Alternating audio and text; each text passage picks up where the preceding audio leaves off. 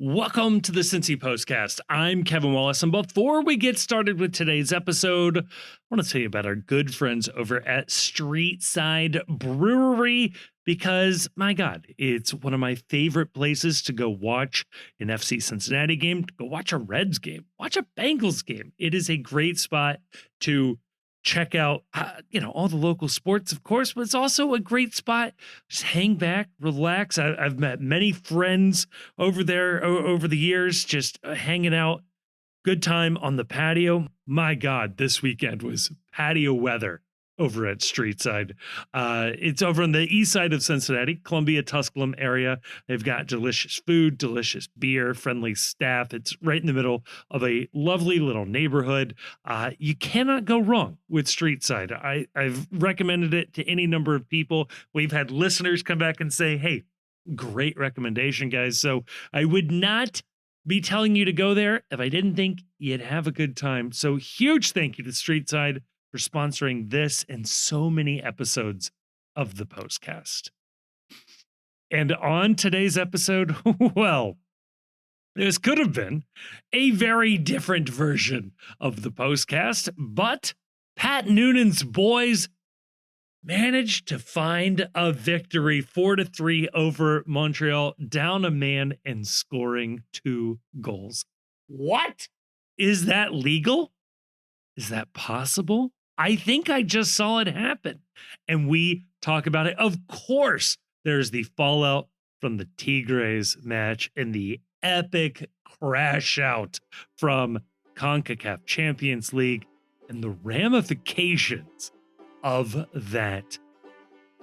But, we're not the smartest folks in the world to be talking about this. We brought in Nate Gilman to talk about it from Preseason Streams.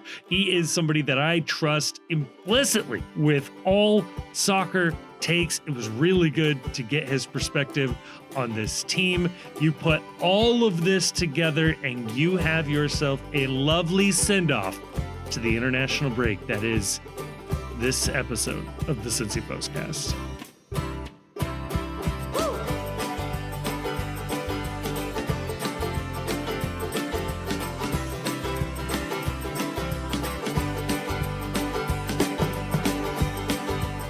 Joining me to talk about all of that and more, I am joined by the one and only Chief.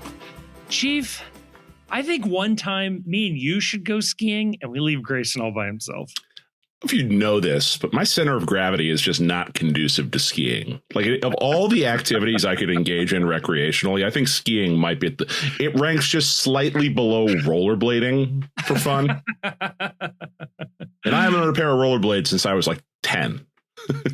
My kids were trying really hard to get me to roller skate this past week. No. My could not do it. No, you don't understand as a child just how catastrophic the concept of a fall is as an adult.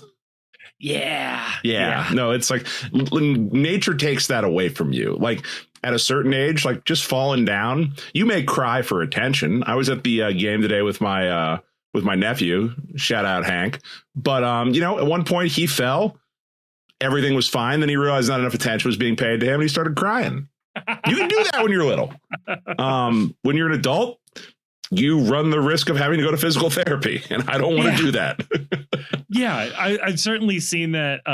Playing some indoor soccer and stuff. If somebody gets hurt, they grab their hamstring or whatever, and your first thought is like, "Oh God, that sucks. That has to like hurt." And then the second thought is, "Oh God, that's expensive. What happened?" Expensive. Yeah. And I realized when we were taping last week that I saw Grayson, take that bull right to the back. Yeah. And I realized my man is very flexible. And just like I now understand why he skis, because if you've been run over by a bull and lived to tell the tale, falling while skiing doesn't seem to be a big deal. I think you're going to make it. Yeah, that's like that's easy mode. Like, to fall on some nice soft snow. That sounds great. Yeah, it's padded. There's no horns. Significantly fewer co-eds to take care of you and make a fuss over you afterwards, but it sounds the story. But yeah, other than that, not too bad. Not too bad. Oh, Kevin, it's funny. It's funny to be here right now,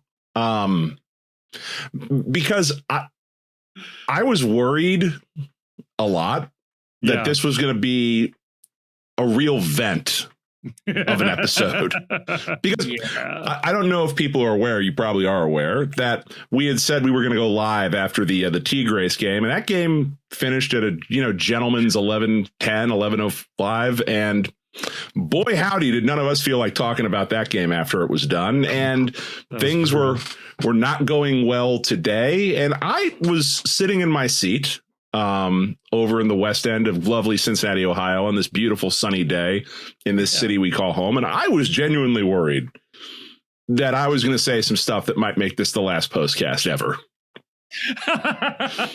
Congratulations, Grayson. You're off skiing. The show's over. You've gotten your wish finally. We got canceled while you were away. We got canceled. Yeah. Oh, shit. Smack the mic, too. Yeah. And there's like they talk about now in life that, when you believe in the multiverse theory, that every decision spawns a new universe, and there's multiple infinite universes of what's going on. There's the quantum consciousness theory that posits that your consciousness is immortal because whenever you're about to die, your consciousness must continue to exist.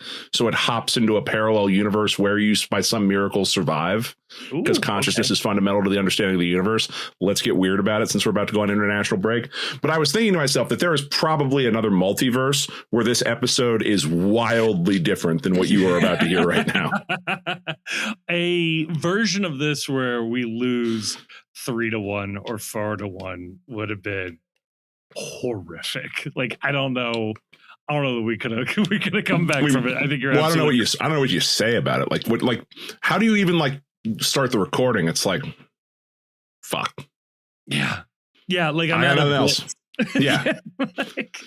We need to come up with another bit. Like we did the whole we don't talk about the game thing. We need to have something else in the chamber, because we were staring down the barrel of a show like that with really nothing planned for how do we handle this. So we've done the don't talk about the game at all, which I really enjoyed. We did the AI episode, which granted mixed reviews. Yeah. Wasn't for everyone. I think we do need something else. The next thing I was thinking about this.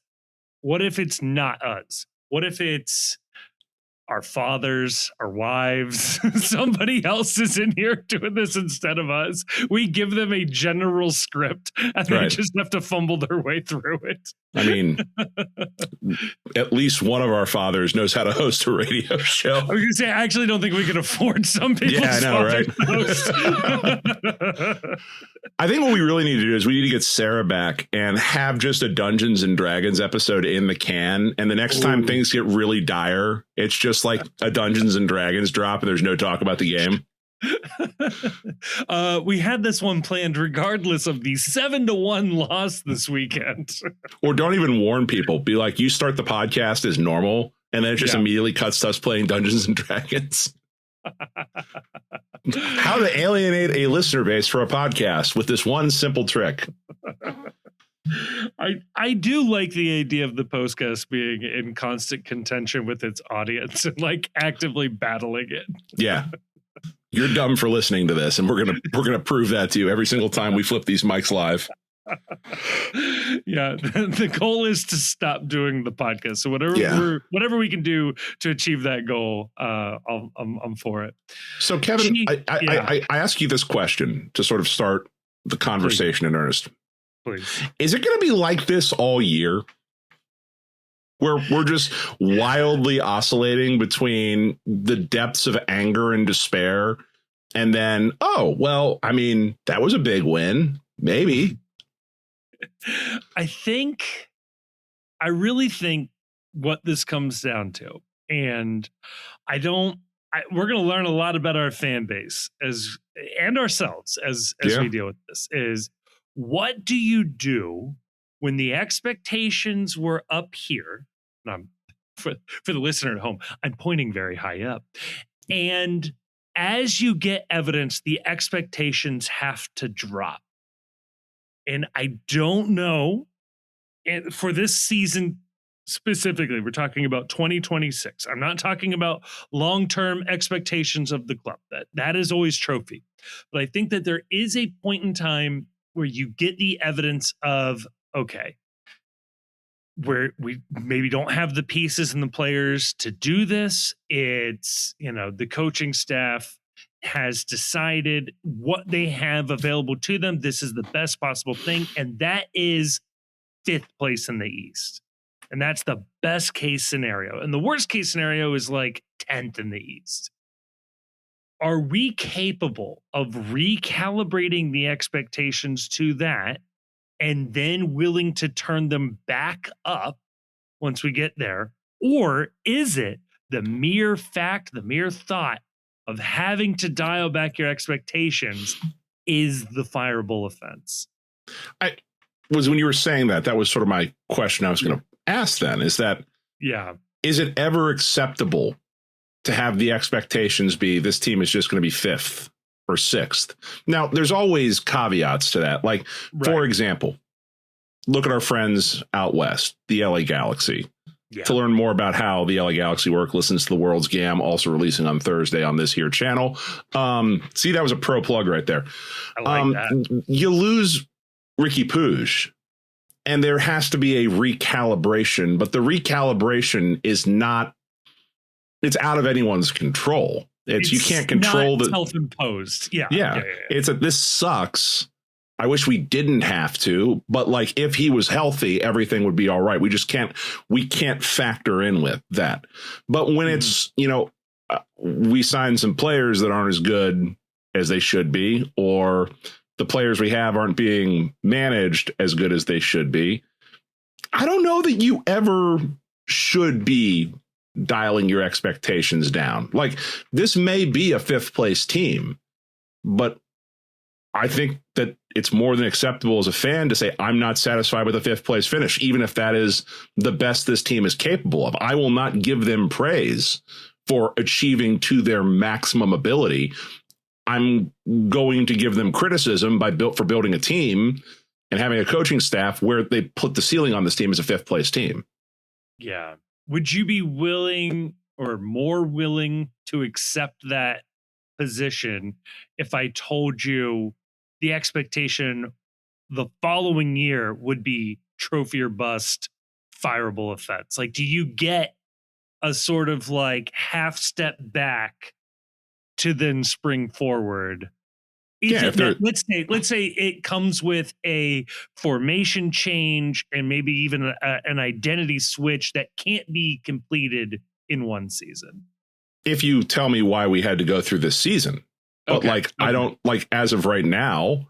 Yeah. If it turns out that, let's say that there's the salary rule changes ahead of the sprint season and things open wildly up, and all of a sudden the Miles Robinson contract isn't an albatross around this team, and Albright gives an interview saying, look, we had 2 choices. His contract was up right now. He wanted the money or he was going someplace else. We knew that there was going to be more flexibility in the future. We just sort of had to eat it with him as a designated player for a year because we want Miles Robinson here for the next 5 years or 4 years. We didn't want to lose him just because the league couldn't time up the salary switch up. Yeah. Do I like that? No. But then at least you're telling me this was all planned. Yeah. Absent that, it's like, well, why the hell did we take a step back? Why is the expectation not be good every year? Nashville seems to have figured out how to be good this year. Why were we not able to do the same things they did when one of their players, if the whole thing was, ownership isn't going to approve spending more money on a transfer fee for a designated player. Well, there was a full ass designated player that was available for free in Christian Espinoza. Why weren't we after him? Yeah. So I don't know, like there's a lot going on in that question, but I'd almost be happier if you just said, look, we screwed up, our bad. It'll be better next year. But sometimes we're operating sometimes on incomplete information. We're trying to make projections of players to how these leagues go. We had a lot of data that suggested this player or that player was going to be a great fit. Turns out it wasn't the case. You can't win them all. We'll move on from the people we need to move on from, and it'll be better next year. That's an honest answer, at least. But no one's ever going to give that because no GM and no coach is ever going to throw, a player under the bus. Yeah. Look at themselves. Like themselves, that's fine. Like, a lot of times players, GMs and coaches are fine throwing themselves under the bus. That's fair, but they're never going to be like, this guy turned out to be a bum and we thought he was going to be a lot better. Our bad. Right. We you guys would never believe it. Well, we had a lot riding on Jabari and holy shit. Right. And look, all of our data said this was going to be an awesome move and this guy just sucks. Right. I'd love it. It'd be great content, but yeah, for the team's sake, I hope it doesn't come to that. That would be bad. So I guess maybe where we should start this at is that we did not record after Tigres. I think we should touch on Tigres a little bit. Not a lot, because I don't have a lot to say about this game other than that sucked. And that is, for my money, probably the most inexcusable loss in FC Cincinnati history. And I think it's even worse.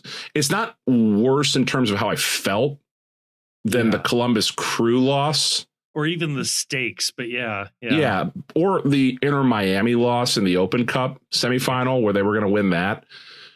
Each of those had like some extenuating circumstances, which in hindsight, maybe it's cope, but Leo Messi shows up a couple of weeks before this game versus Inter Miami, and it's the only Open Cup game he plays. It's really annoying, but they airdropped the best player in the world onto Inter Miami conveniently in time for this one game. Or in the Columbus Crew Open Cup game, you're without Matt Miazga because of, some real thin-skinned ref shit during the middle of a CBA between the PSRA and MLS. And then a bunch of the team has the flu and everybody runs out of gas at about the same time. And, wouldn't it be nice if we had the MLS Defender of the Year on the field to close that game out? And so there's reasons for this Tigres game. They rested ahead of this game. They had a full ass first choice lineup that they were able to put on the field, and they just got dog walked in Mexico. Yeah. And they needed to hold this team to under 5 goals. That should not be a heavy lift in any circumstances. You could put this FC Cincinnati team on the field against, Chelsea and say you have to hold them under 5 goals. And I don't think it's unrealistic to hold them to under 5 goals, as talented as those guys are. With the gulf of talent between the Premier League and MLS, holding someone to 5 goals seems like an ask. Yes, we see it all the time in various cup competitions around the world. Yeah, that lower division teams are capable of not losing 12-0 every single time they play bigger teams. Yeah. It happens, but not every time, right? And so, completely agree with you. I think also too, a difference between those two semifinals is that at least in those semifinals, it was 2 teams battling and they were ultimately close matches, right? Right. At the end of the day, it is going to be coin flippy when 2 evenly matched teams are trading blows back and forth with each other. With Tigres, we got one, but it wasn't necessarily a back and forth and, we were really in it and we had them under threat. It wasn't that. And I think maybe the biggest bummer for me, and obviously what I'm about to say, I think changes a little bit after the Montreal game. This may be the only thing that does change, is going into that game.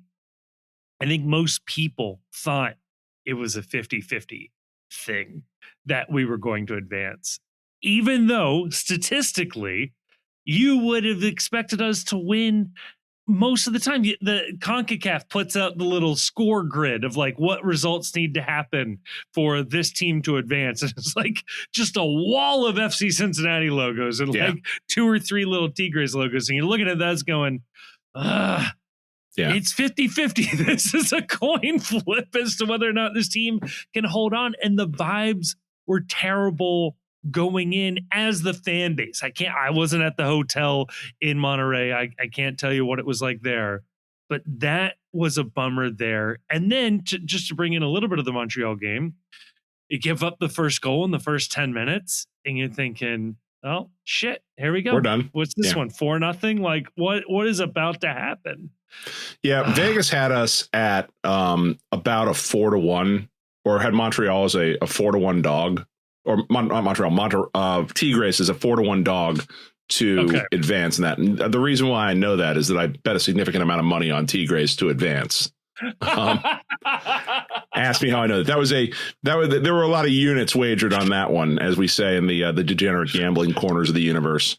The old emotional hedge. The emotional. I didn't even think that was an emotional hedge. That was an investment, is what that was. But yeah, I think for me, like, the only thing I'll say about Tigres is that what I was most disappointed in was the idea that the team looked rattled simply being there. Yeah. And I'm sorry. Look, there's one listener in this audience, maybe two, who will vehemently disagree with what I'm about to say, because I've actually been to the planet Vulcan and have seen like what's capable of happening there. You're professional athletes. This is not the pub league team that all of a sudden finds itself finds himself at the Theater of Dreams playing Manchester United. These are pro athletes who play on pro ass teams in pro ass venues. I'm sorry if you're being rattled because the building in Mexico is loud. It's time for you to find a new line of work. Okay. Like, I'm sorry. You're all making a lot of money. I get it. When it's like USL guys or NPSL guys and it's their first time walking onto the field. We saw this a lot when the FC was in the USL, where you'd see players come in and they were like, oh shit, there's a lot of people here. I've never played in front of this many people. Like, this is a full ass season of attendance where I'm at Penn Island or wherever the hell I'm from, or like the Wilmington Hammerheads. I don't buy this argument that, it's so hard to play in front of these loud crowds. My man Miles Robinson plays in these venues for CONCACAF when he's playing in the U.S. men's national team. The idea that Miles should be shook playing at Tigres when he's been at Azteca with the U.S. men's national team. I'm sorry. I don't buy that. Miazga played in venues like this all the time over in Europe. Like, my man played at Stamford Bridge. That's what kills me is like, sure, I'll buy it, with a couple of these guys. But first off, this same team went to Tigres last year. So like, at a minimum, most of these guys second turn. But yeah, you have that. You guys have like even players that you don't really think of, like Obi, played in Turkey. It's some of the biggest, largest, most intimidating stadiums in the world. These guys play for their national teams. Like, you're telling me that like Denke playing for his national team, I've seen what African qualifiers are like, man. Like, you've played in games like this before. Even Ramirez, new guy, played in Copa Libertadores and the Copa Sudamerica. Like, you're talking about some of the most hostile stadiums and environments that South America has to offer. Like, and played in league in Ecuador, which has some of the most radical elevation changes in a given league. Like, I don't know, man. Like, this isn't uncharted territory for these guys. So it's like when Noonan was like, "Oh, we were afraid of what? Come on, man!" Like, that's a bummer. Now, granted, this is a very sit behind a desk take. Sure is. I like. Hand up, I won't go to Mexico as a tourist. So it's I am trying to imagine. I saw those videos. I saw those videos during the cartel attack, and I was like, not for me. My Costco, I don't think was on fire recently. No, I am thinking about like my office job, but with like 10,000 people sort of watching it and jeering me. And I was thinking about this too. You ever have like somebody walk into your cube as you're, presumably, we're cubicle talk. Okay. So if you can't relate, I'm sorry. Yeah. But somebody walks into your cube and you're like typing something, and like, there's something about just somebody watching you you can't type anymore. This happens to me all the time. It's like I'm just typo city if somebody is watching me type. So maybe I should be more amenable to the idea that there are tens of thousands of hostile eyes on you doing your job. It is weirdly unsettling when someone comes into like your workspace or your office and they're not supposed to be there. And I had a scream castle doctrine at them. Yeah, I had a moment. This was about, I don't know, it's been a while, but I used to have an office that I like worked in. I still do have an office. It's significantly smaller than my old one was, but it makes up for it by having a much better view. So you trade one thing for the other. Okay. But sometimes you're in your office and you're grinding. Sometimes, I don't want to like gross out the listeners, but sometimes, bodily function happens inside the office. And then a coworker decides to walk in and they immediately know what you have done. You immediately know what you have done. There's no acknowledgement, but in that moment, I get how having a crowd could be very difficult. It's like, I just need to go somewhere. I don't need to be here right now. Oh, dude, when that person walks in, you gotta be like, dude, did you just see Ricky leave my office? I just got crop dusted by Mike, man. What the hell? I gotta get out of here. Let's talk in your office. I can't sit in here another minute. This dude ripped ass getting up. So all right, fair enough. Having a crowd can sometimes suck. All right, the less said about that game, the better. I was not in a good place about this team, about this season. Mm-hmm. I was not in a good place to record a podcast or to have thoughts. I was thinking there needed to be radical change for this team. And I don't know that I still don't think that, but let's talk a little bit about this Montreal game and let's palate cleanse here. I do want to address one final thing though. This was funny. Going into the game, so the episode before, I think I said, if this team doesn't advance, it may be time to move on from Pat Noonan. And I certainly will say I have been vehemently against that idea. I am much more open to the idea. I'm not calling for anybody's head at this moment, but it is tough to see a team piss away a lead like that, to lose in that fashion. And this is what gets me. In a competition that you have prioritized and sort of been okay with taking a loss in the regular season before in order to prioritize this, and for that to all still happen, it looks really bad. And you can't fire all the players and buy new players. You can't really go in and fire anybody else. At a certain point, the coach becomes a figure or sort of symbol of change. And I'm more open to pulling that lever. And I don't even think Pat Noonan's a bad coach. I just think it's when something is that tough, it's the easiest thing to change. It would then also allow you to make other changes that maybe you've been holding off on, and you have a sort of built-in excuse to suck for a little bit before things get better. So that was just one little point specifically from me I wanted to address and sort of explain where I am mentally at this point. So I am, to be clear, not unlike the Matt Miazga 100 minutes over under, which I believe he cleared as of today. Job well done. I'm rooting to be wrong here. Like, I'm rooting for Pat Noonan to turn this around and to have an incredible season. I'm rooting for Matt Miazga to play, 2,200 minutes and put up all-star performances. I just wasn't expecting it, and I've been disappointed by what I've seen so far from what, as far as I can tell, is the coaching staff and their responsibilities. So there you go. Let's get the lineup for Montreal, because I got some, I think these two, I think that your point there, like, we can expound on that with the lineup here.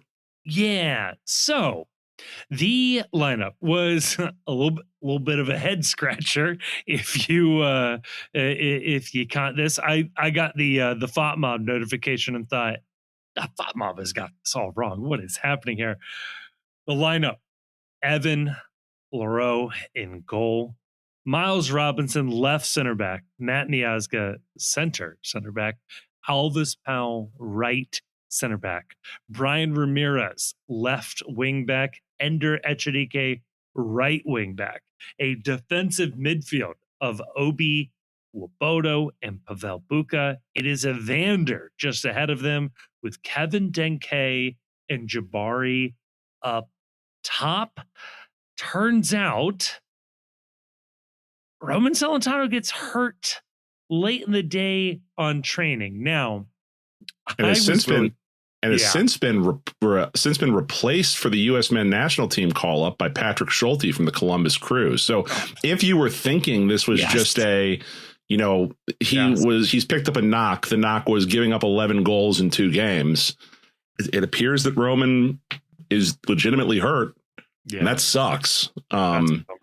He has not looked good these last couple of games, but I think that, like, on balance, I think it's indisputable that he had earned a call up with the U.S. men's national team. And this was a genuine opportunity for Roman to potentially make one of those final roster spots for the World Cup this summer. And I'm bummed for Roman. I think he'll have more opportunities in the future to do this. He's really young. Goalkeeping is a position where you can age into it gracefully, but this was about as ill-timed an injury for Roman personally as you can possibly have.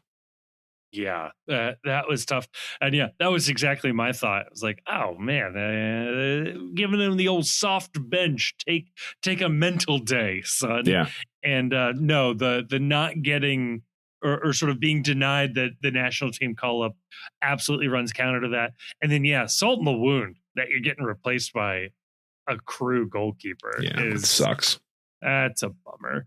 So yeah, my bigger thought on the lineup here when I saw it originally is that, like, and we're going to have a conversation in segment 2 where I pose this question directly about this idea that I am of the mind that this team needs a formation change. They need to get away from the 3-5-2.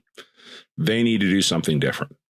If this does not work, I believe that this system, as much as it can be, is a solved system defensively in MLS for coaches to be able to play and score on this. And I don't think this system works without Lucho Acosta in the middle. I just don't think that it without that force multiplier at the 10, there's simply not enough ability to move the ball in the midfield. And I think we're seeing the problems with that. But my thought is that they play on Thursday. It's an incredibly short turnaround. Nothing different is going to be done in this game. There's just simply not enough time on the training ground. And if they are going to try something new, it's going to happen after the World Cup break.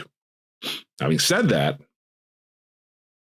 it is interesting that you see this lineup with Alvis Powell as one of your 3 center backs. And I said it online, if you squint, this is kind of potentially where you might see this team go. Yeah. If it was ever to go to a back 4, where you would have Alvis Powell as one of your backs next to Matt Miazga and Miles Robinson. And then over on the left-hand side, potentially, Brian Ramirez playing a little more defensive. Or, I've had the thought that what if that's Obi out there that's playing one of your other backs to cover for a little bit of the step he's lost in the midfield, or the ability to go laterally that he's lost in the midfield. I don't know. But seeing Alvis Powell out there, I thought was very interesting, because we all agree that's who would be the primary beneficiary of moving to a back 4 you would almost certainly have Alvis Powell out there. So that was very interesting to me. So I wasn't expecting a lot of changes, but the one change we did get, okay, like, that's a guy who I want to see more of on the field for more reasons than one. Yeah, I agree. I thought that worked well, and it allowed Echenique to just stay very high up. And so if you're looking at the formation, it almost works as if everybody is sort of rotated on the outside, right? Like Echenique is a little higher up, Ramirez is a little further back, Al's a little further out wide. I think you could make something like that work. But I think I'd still want to see, either Echenique is a part of a midfield four, or it's, Denke and two proper wingers, whether that be Ramirez or somebody new or Dotto or something. I don't know. Yeah, I think if you were going to do this and get rid of a center back, an expensive center back, you'd probably splurge on either another midfielder or a winger properly. But yeah, I think you could squint and see something a little bit different there. And yeah, like I think everything made sense here. This ends up being, though, Chief, one of the most vibe roller coaster games of all time. Like, I can't describe the mood in the stadium when that first goal happens. And it's a banger. It's from outside of the box. Robinson should have been closer. It's bad defending. And it was very much a here we go again thing, where you watch the replay on this and a player is allowed uncontested to dribble all the way to the top of the 18. Nobody steps up to contest the shot. And what you have is a player shooting at the top of the 18 at the entire net. Like everything is available because no one has come in to even make it a contested shot. Does Roman save that? I don't know, because I think that what we've all landed on, at least, is that I think Roman and Evan are, if you had to like average out the grades, they're a lot closer, I think, than people think. I think Roman is undeniably a better shot stopper. Evan is undeniably a better with the ball at his feet and with his distribution. And we saw that today. So does Roman stop this? I think this was the goal that, like, the only one that I think that, you really give something to Evan on. But you have a shooter at the top of the box that just has the entire goal to pick from. And he slots it low and in one of the corners. That's a tough that's a tough save for anyone to make. Yeah. And the problem for me is not that it wasn't saved. The problem for me is that you have two very high paid center backs and neither one of them gets in front of this guy or even like tries to make this a tough shot. Yeah. Yeah. It's such a bummer. And it happened so early. Like, you're thinking the ideal scenario for this game is either, like, I think really it's just don't give up an early goal. If it score an early goal, great. Like, we're feeling good. We're cruising. If it stays goalless through the first half, it's the first time in a long time you haven't given up a ton of goals. Right. Then at least you're just complaining about where is the high priced offense, as opposed to where is the high priced offense and where is the high priced defense. Like, give me one of them needs to show up. I can't have both of them not show up. Right. We can win this. We can play this 0-0, or we can win this, 5-0. But like, when you're putting the resources into this, it is very tough to be immediately losing 1-0. Just brutal. So you've got the vibe in the stadium is immediately like, shit, here we go again. This is a bad look. And it takes a while for the second one to come. Montreal has some really good looks early on as well. It kind of looked like they were just going to tee off on us, and that was a bummer. But I got to tell you, Ender Echenique in like the 39th, 40th minute puts together, is it goal of the season so far? I mean, it has to be, just because there's not a lot to compare it to. That's true. But no, it was, number one, it was very much again, you're talking about a game where it was an emotional roller coaster. It was a narratives-driven game as well, because there is a narrative out there that the Pat Noonan offensive system that it is relies on individual sort of hero ball efforts in order to score a goal. And man, this was about as hero ball of a goal as you can score, with Ender with just such a nifty individual bit of skill to let the ball play past both himself and the defender, collect it on the half turn, going behind the defender's back. Yep. And then it's off to the races, passes up at least one opportunity to cross the ball, and then beats a second man off the dribble and slots it in near post for just a fantastic individual effort of a goal. But it felt very much like the kind of goal that we're like, yeah, this is how this team is going to need to score a goal to get off the schneid here a little bit. Yeah. It was funny too, because like it has shades of like the Lucho hero ball, goal of the year. What was that? 2023. Yeah. We faked the entire team out. Yeah.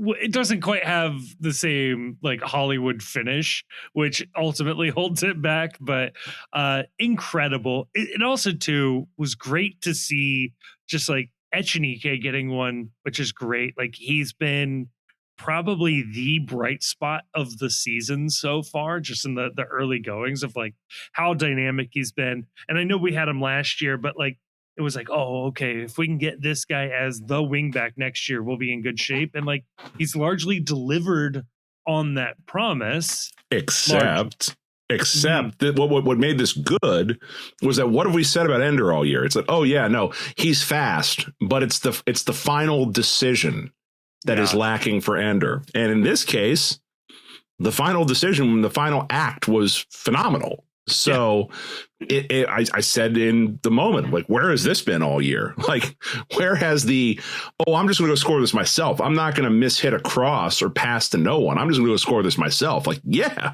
do that a lot more often, man. Yeah. Yeah. Now, you're feeling good. You think, okay, great. We'll take it tied going into half. That's fine. Regroup. Maybe a sub or two comes in. We'll hit the ground running in the second half.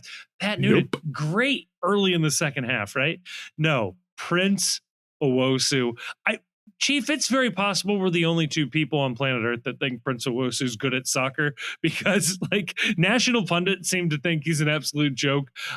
Something about every time we play him, he scores. And so like, I have been advocating to sign Prince Owusu for multiple years, because I think he is solely held back by the fact that he plays in Montreal. Like that movement on this goal, where he holds his run off. And now credit to Miles Robinson for offering absolutely no, and Matt Miazga for absolutely no resistance to this goal. Like Miles, I think, is who's supposed to be marking him on this. Maybe Miles was confused as to what he was supposed to be doing, because he is grossly indifferent to the fact that Owusu is going to make an inside run, splitting him and Miazga. There's no effort to try and close off the inside or try to get between the ball and him to at least deny that pass coming through. But it's a nice through ball through the space that Miles and Matt have conveniently left for the ball to travel through. Owusu gets it with one good touch.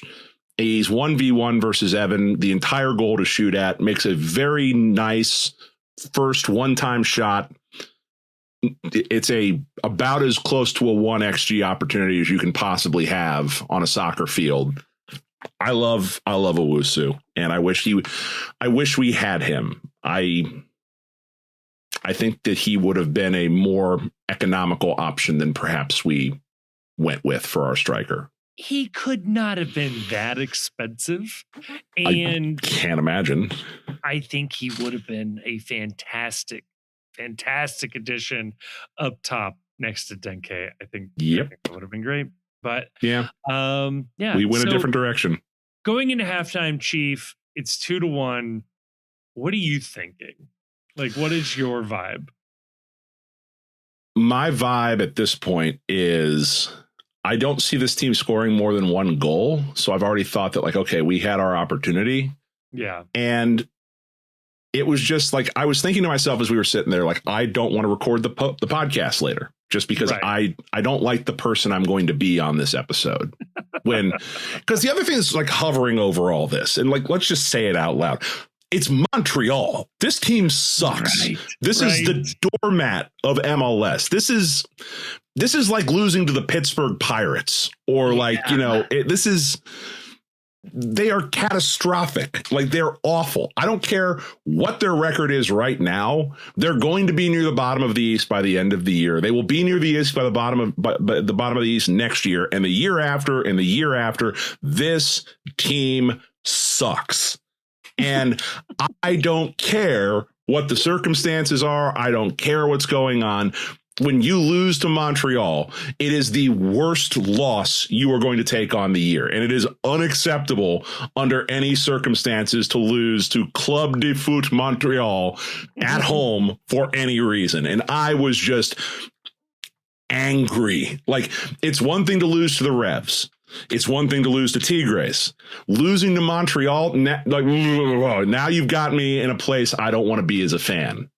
Yeah, this is the bummer is too. It's like you're looking at the schedule and you go, okay, no, this is okay. We got a couple of get right games. We can go. We got Montreal at the very least. Like, they're not going to lose to Montreal because you always beat Montreal. It's like, 3 points delivered to you. And like, okay, the away leg to Montreal is always a little different, especially if you catch them at the wrong time of year. It can be very cold. Midweek to Canada can always be a little tricky. You got customs, all that nonsense. No, man, this is at home. Like, this should have been easy. So yeah, halftime sucks. We don't have to wait long though. Into the second half, like I said, Pat Noonan's teams usually come out of the gate pretty hot. 52nd minute, it's once again Ender Echenike making a incisive run with the ball. He's dribbling into the box and makes a very smart decision, lays it off for Jabari, who buries it in the back of the net. And man, good to see Jabari getting a goal here. Is this Jabari's first division goal? It's very possible. Or goal against first division opponents. I'd have to check like where he ended up with cup competitions in France, but it could be. Yeah. Yeah. Look, so part of, I think, the narrative, again, it's an incredible narrative game today. And part of the narrative also is this idea that I saw going around on X, the Everything app. It's all happening on X. Looking at, I believe it was Travis Grimes was online saying this team doesn't have a second striker.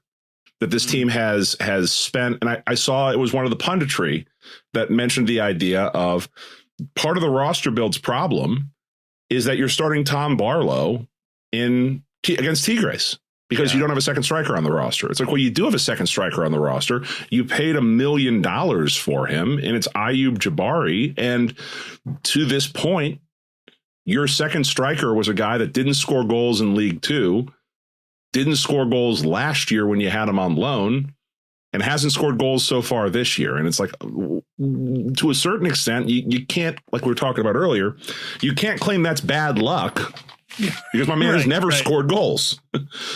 So from that standpoint, Ayoub Jabari scoring a goal, okay, we need to see that. Like, you paid $1 million for this guy. Like, you need to see him score this year. I don't know what, like 6-7 goals I would expect to get out of that kind of money minimum. Ideally 10 to 12 would be what you'd want from the second striker there. Yeah. With the aspirations that this team has. Yes. Right. Yes. And at the very least, you should expect him to hold off Tom Barlow for the starting spot. Hey, like Tom, funny you mention him. Right. Hold on. Put a pin in in that.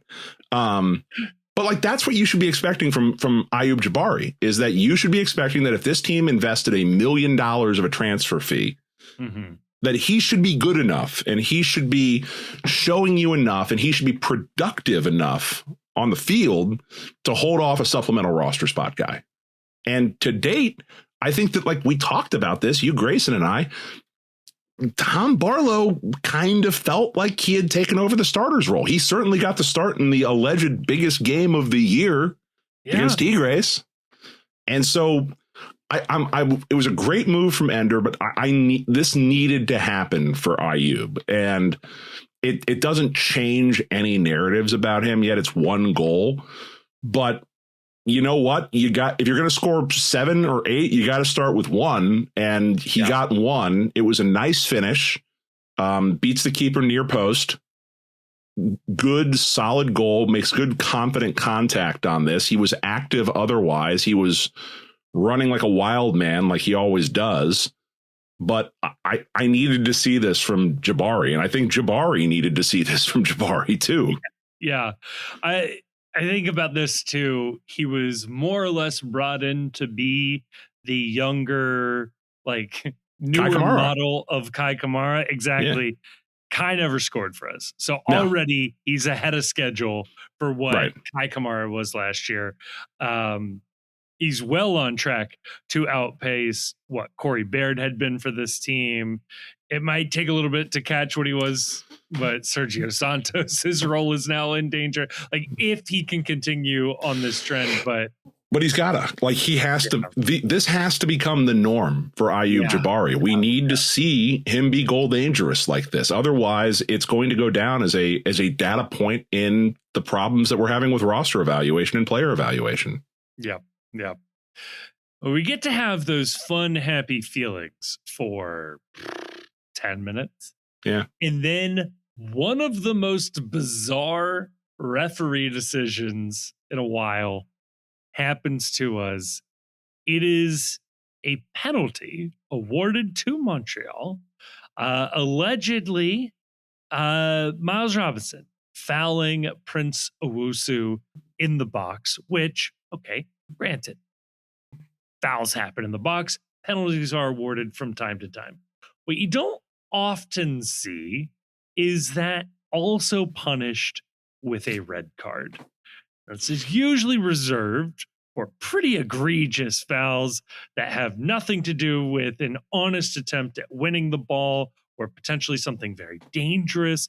What you don't see, and what the game has tried to eliminate, is the double jeopardy for teams of punishing the foul with a penalty and a red card. Like one or the other is usually enough to determine the course of a game. Right. 2 is just overkill for what is probably not a similar level of offense for the punishment that you were handing out. Keep in mind, this is a punishment that extends at least one more game, as we've learned with Dado. That's not always necessarily the case. It can go further.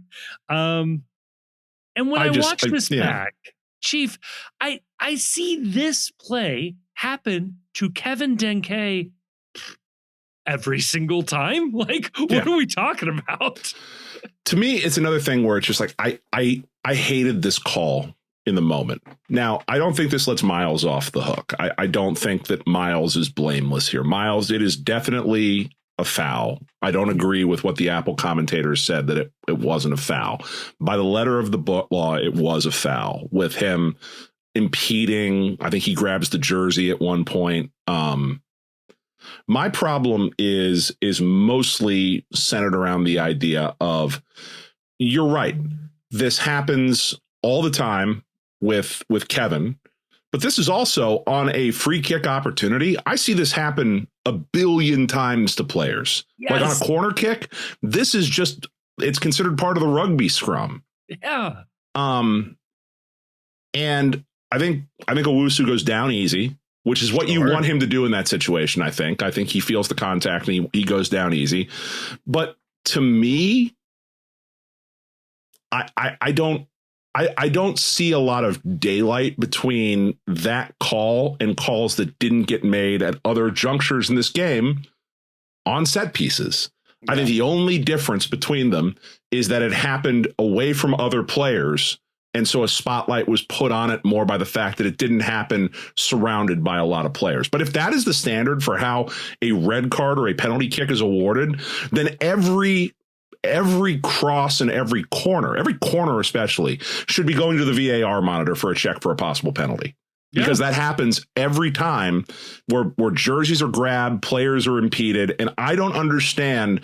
There is nothing I've seen in the laws of the game that differentiate the conduct based on the type of set piece that is occurring. And from that standpoint, I hate it. And to your other point about the red plus the dog so red plus the PK, that just needs to be done away with. I'm sorry. That needs to be done away with. If you're going to be awarded a PK, then you shouldn't be able to get the red at the same time. Or, give the teams a choice. Give the teams a choice to say, we'll give you the goal. We want the man to stay on the field.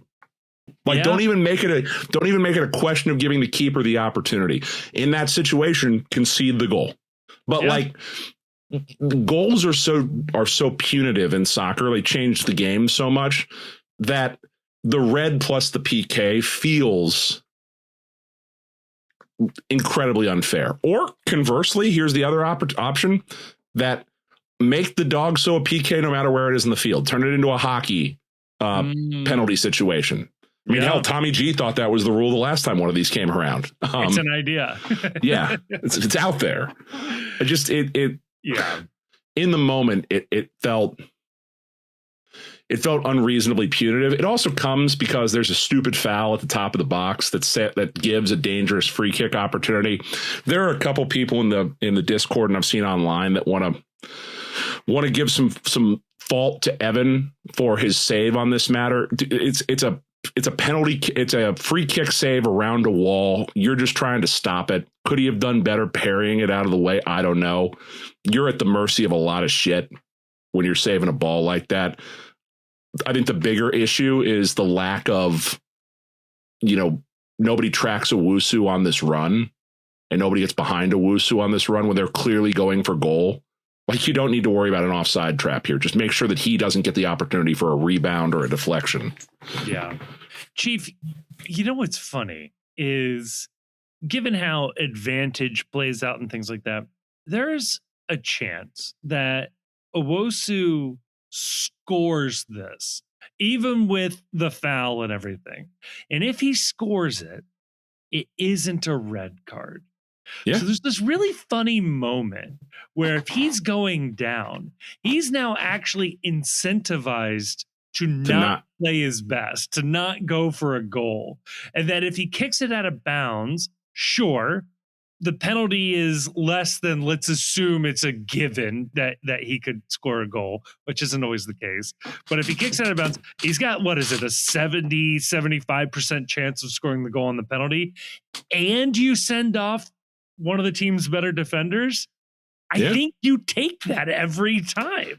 Didn't this come up with us a couple years ago where there was a play where they played advantage on a PK opportunity?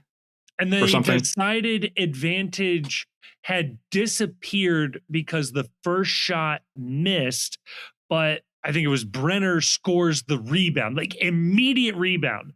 But in that brief moment where the keeper blocked it, the referee called a penalty. Yeah. And so you end up with this weird spot, where it's like, what is my incentive here as a player? See, I love this game. I wouldn't do this podcast as much as I do if I didn't love the sport. The sport needs there needs to be a reflection session on the entire concept of penalties, sending off, and officiating in the 18-yard box. Yeah. I want it to make sense. And this is yet another opportunity to where I look at this and think to myself, this decision does not make sense. And it does not make sense from a number of standpoints. And this is also can I have my 20 seconds to rant here for a second? Oh, please. We need to stop the hesitation penalty kicks. Oh. I hate this. I know Den K does it. I hate it. I hate the starting and the stopping. A PK is already such a massive advantage to the shooter. The ability to start and stop and hesitate and do all this stupid shit. It is fundamentally unsporting. And at the end of the day,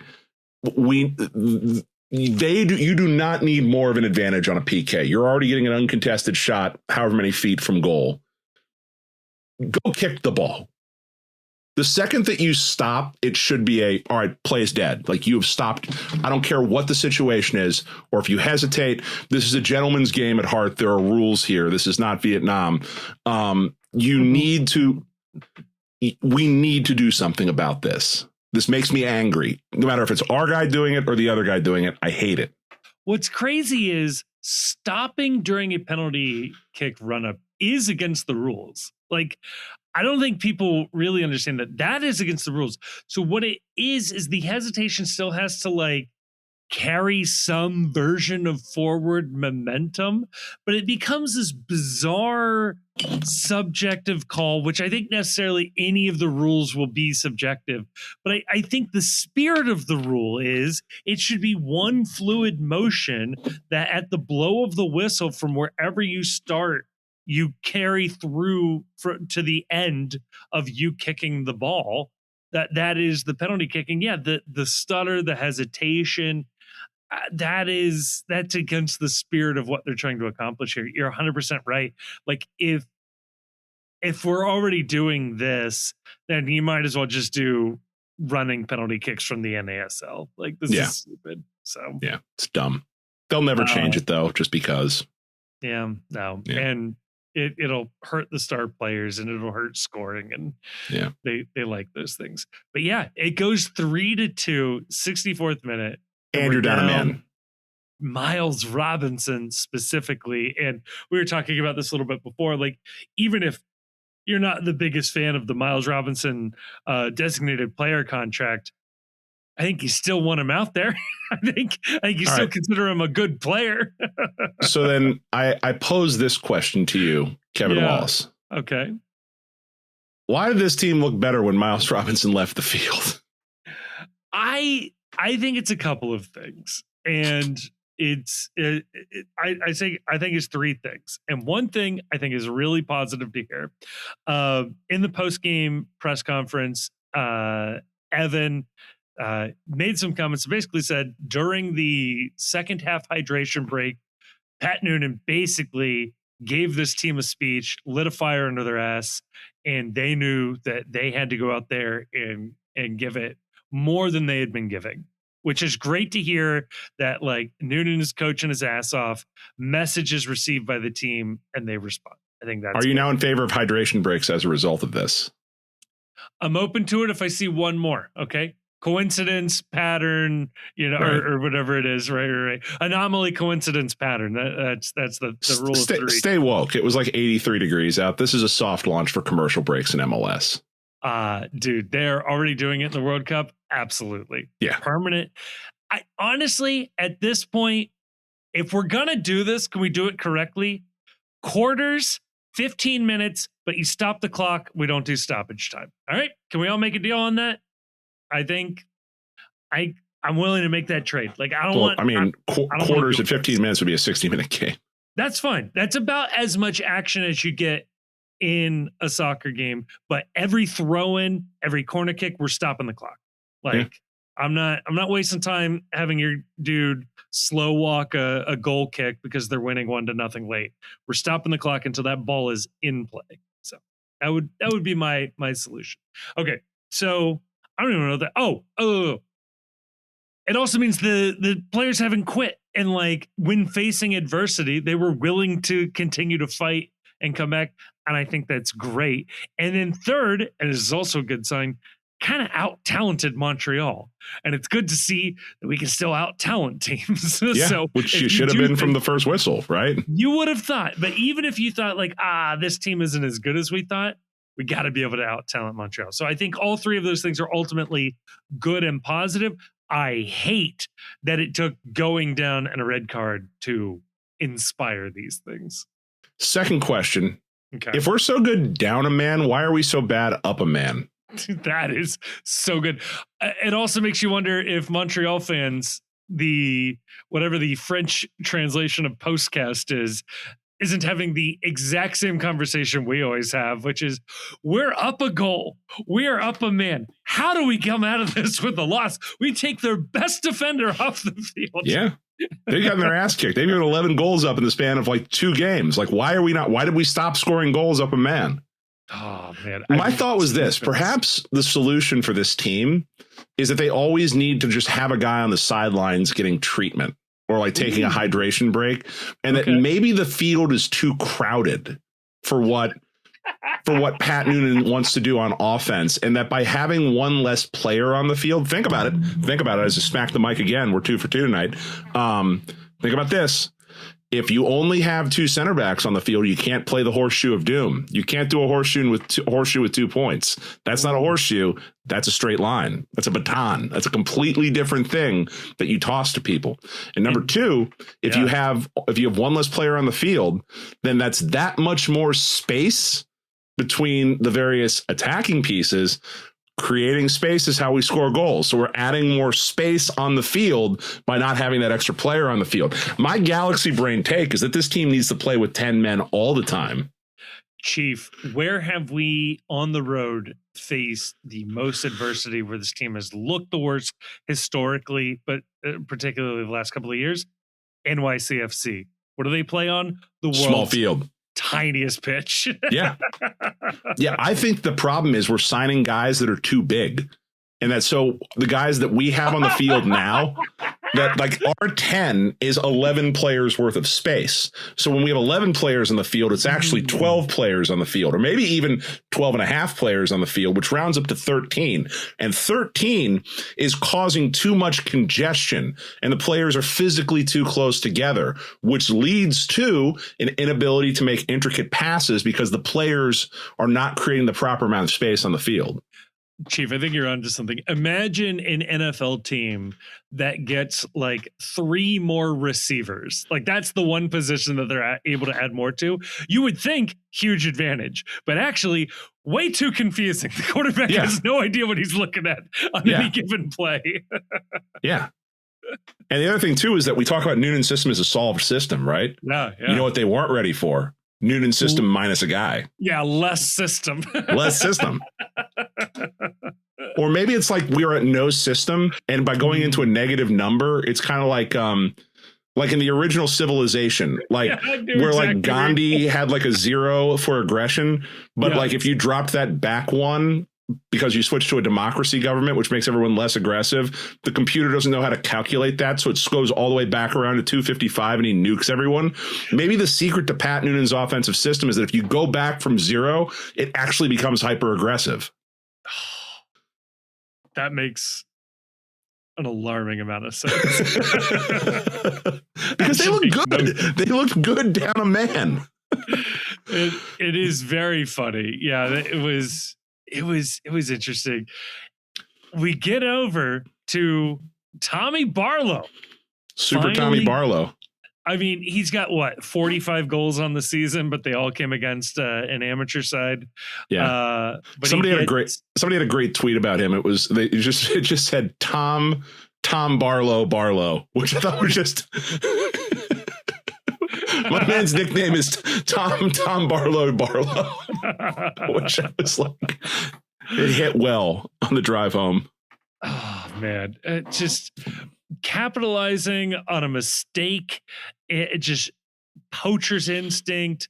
Denke, I think, is intending to lay it off, but actually the defender pokes the ball out with maybe a little more force than I think Denke could have probably gotten on it, and ends up making a much better pass than was probably going to be available to him. I actually don't know if he's I don't know if he's forced this though, if Denke passes the ball, which is very funny. He keeps running. He runs through the play. It's like it's typical Tom Barlow. We're hustling at 110%. Gets on the end of it, puts a piss missile directly at the keeper. Keeper gets a little deflection, can't get it out, and 3-3. Hell yeah! All right, like we're salvaging a point out of this bad boy. Yeah, especially when you've got a criticism of Pat Noonan is that the teams appear to be very fine with getting into an intense defensive shape and not going for the kill or going and pushing more. And you could have absolutely seen a version of this where it's just like, no, sit back, don't give up more.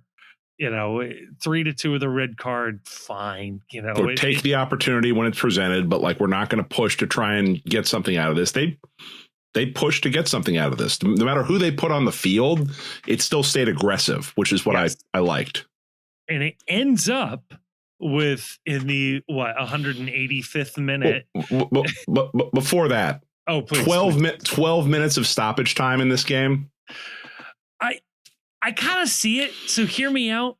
You've got 3 goals, a red card, a VAR check, PK, a hydration break, which a lot of people are forgetting, as immediately going to add 5 minutes to whatever you thought it deserved, right? So if you thought it was 5 minutes of stoppage time plus hydration break, you're looking at 10 minutes, then sure, you can quibble over the other 2. I knew it was going to be at least 10. 12 felt aggressive, but also because it's like if we were up, it would be like 2. Yeah, of course. Just like whatever we needed. Like in the moment, it felt like, because you're looking just to kill the game off, 3-3. If we were trailing, it would be like 2 minutes. But the fact that we were down a man trying to hold on to a point, because at that point when they flashed the stoppage, I have no thought in my head we're going to win this game. It was just like, let's hold on. We got our point. We scored down a man. This is a good result now at this point. We have stopped the bleeding. 12 was like, come on. Now, spoiler alert, we do go on to win, but I did have a part of me that thought, shit, did we score too early? We scored too early, yeah, no. In the 12 minutes of added time, should we have waited a little bit? But no, this is great. I love this new secret weapon that we have, I guess, discovered this year. And if this is Chase Utley's doing, great. If we've had this tool Chase in Utley. our toolbox. I didn't know you quit the Phillies to go coach for us. Is that what's going on here? Did I say Chase? I meant you Brett. You said Chase, yeah. God damn it. Mr. Utley, can I just do that? There we go. Brett Utley, I don't know if this was his doing, but Nick Hagland has a hell of a long throw on him. And you saw this in the 94th minute. He's got the ball out of bounds, and as soon as he did this, I knew we were looking at something good. He swaps the sopping wet ball out, the dry ball, and okay, he needs the grip. It's coming in, and launches the ball into the box, and it falls to the foot of Kevin Denke. Capitalizes on it, was onside, thank Christ, and gets the goal to put us up 4-3. Well, the good news was it was a deflection from a Montreal player. It was attempted clearance, deflected. Denke. This is poacher's goal right here. This is a guy where it's right place, right time. He gets enough of a touch on it to get it past the keeper. Just an infuriating, meltdown city if you give this goal up a man in stoppage time when they're posting 12 minutes. You're up a man. You're thinking I should win this game. And no, quite the opposite. Nick Hagland comes in with an absolute howitzer of a throw. Then Denke, he scores the goal. And you know what? Denke's had himself a little bit of a week. 7 days, we'll say. This time, less than a week ago, he was making acquaintances with the median on Interstate 71. And at this moment, he decides, waste no time, shirt, kit completely off. Yeah, we got to stop this. Okay. No, he got into a yellow card. He got a yellow card accumulation situation last year. You look good and you work out, man. we get it. We're all right. We don't need to see it again. Stop taking yellows for this. Oh, this was well earned. When it's the goal in the 15th minute, yeah, sure, keep it on. Man, you score the late winner. There's 8 minutes left in this game. Yeah, granted, in a normal game, this was not a buzzer beater by any stretch of the imagination here. but to fight back down 2 goals or down 1 goal, but to come back and score 2 goals as a team while down a man, incredible stuff. It makes you feel good. Another little note before the long throw. I don't know the exact minute, but a couple of minutes prior, Nick Haglund gets in what is damn near a fist fight with the Montreal goalkeeper and another defender there. And it was amazing. I've never seen this out of Nick.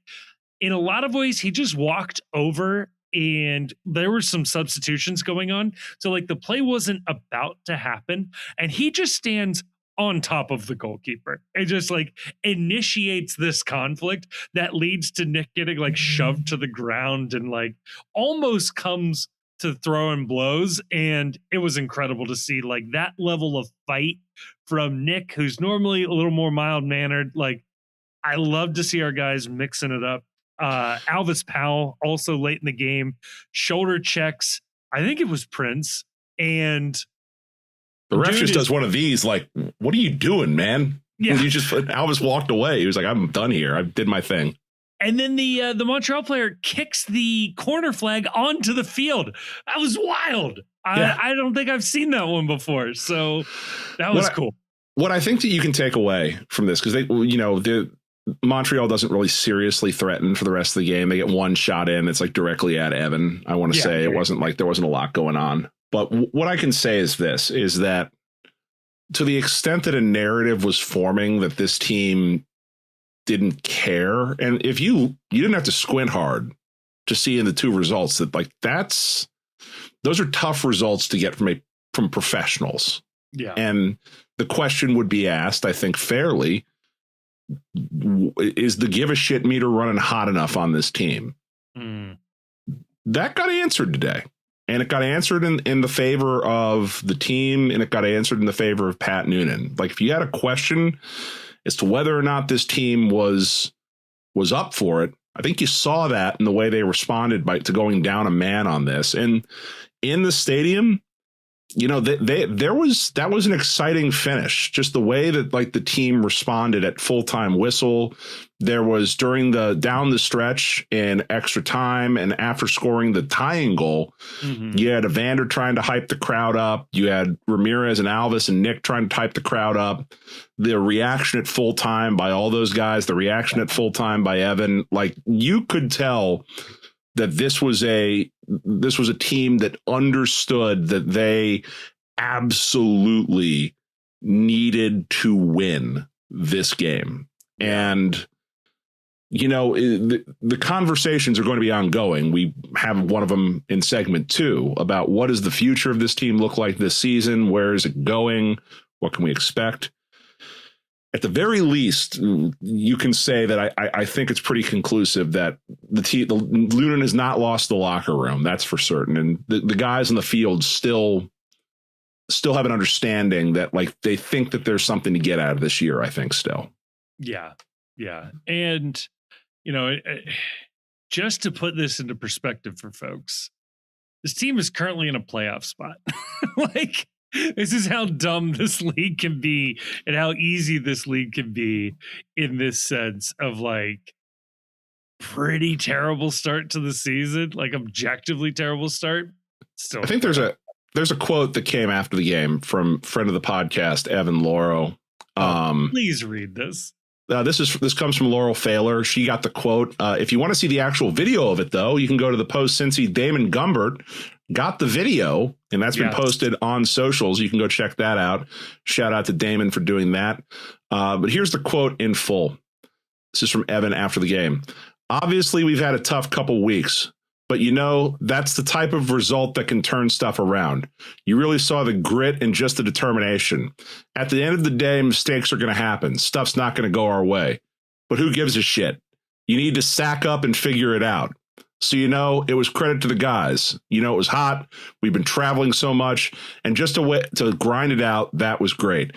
I enjoy, like, if Die With Our Boots On was the anthem for last year, yeah, I'm okay with you need to sack up and figure it out as sort of like the theme for 2026. Like everything else going on, the message going into this international break, I think, could not be clearer. You got to sack up and figure it out. And the team did. Yeah. Like at the end of the day, they did. This was an incredible, gutsy performance in the entirety of it. Yeah. Again, still tough to go down give up 3 goals to Montreal, down a man. losing this game late. Yeah, go down a man. That's tough. But to come back from adversity, I think is incredible. They're on 6 points right now. There are 4 teams ahead of them in the East on 7 points. So things can move very, very quickly in this league. Give it 2 weeks and this team could be in the top 4.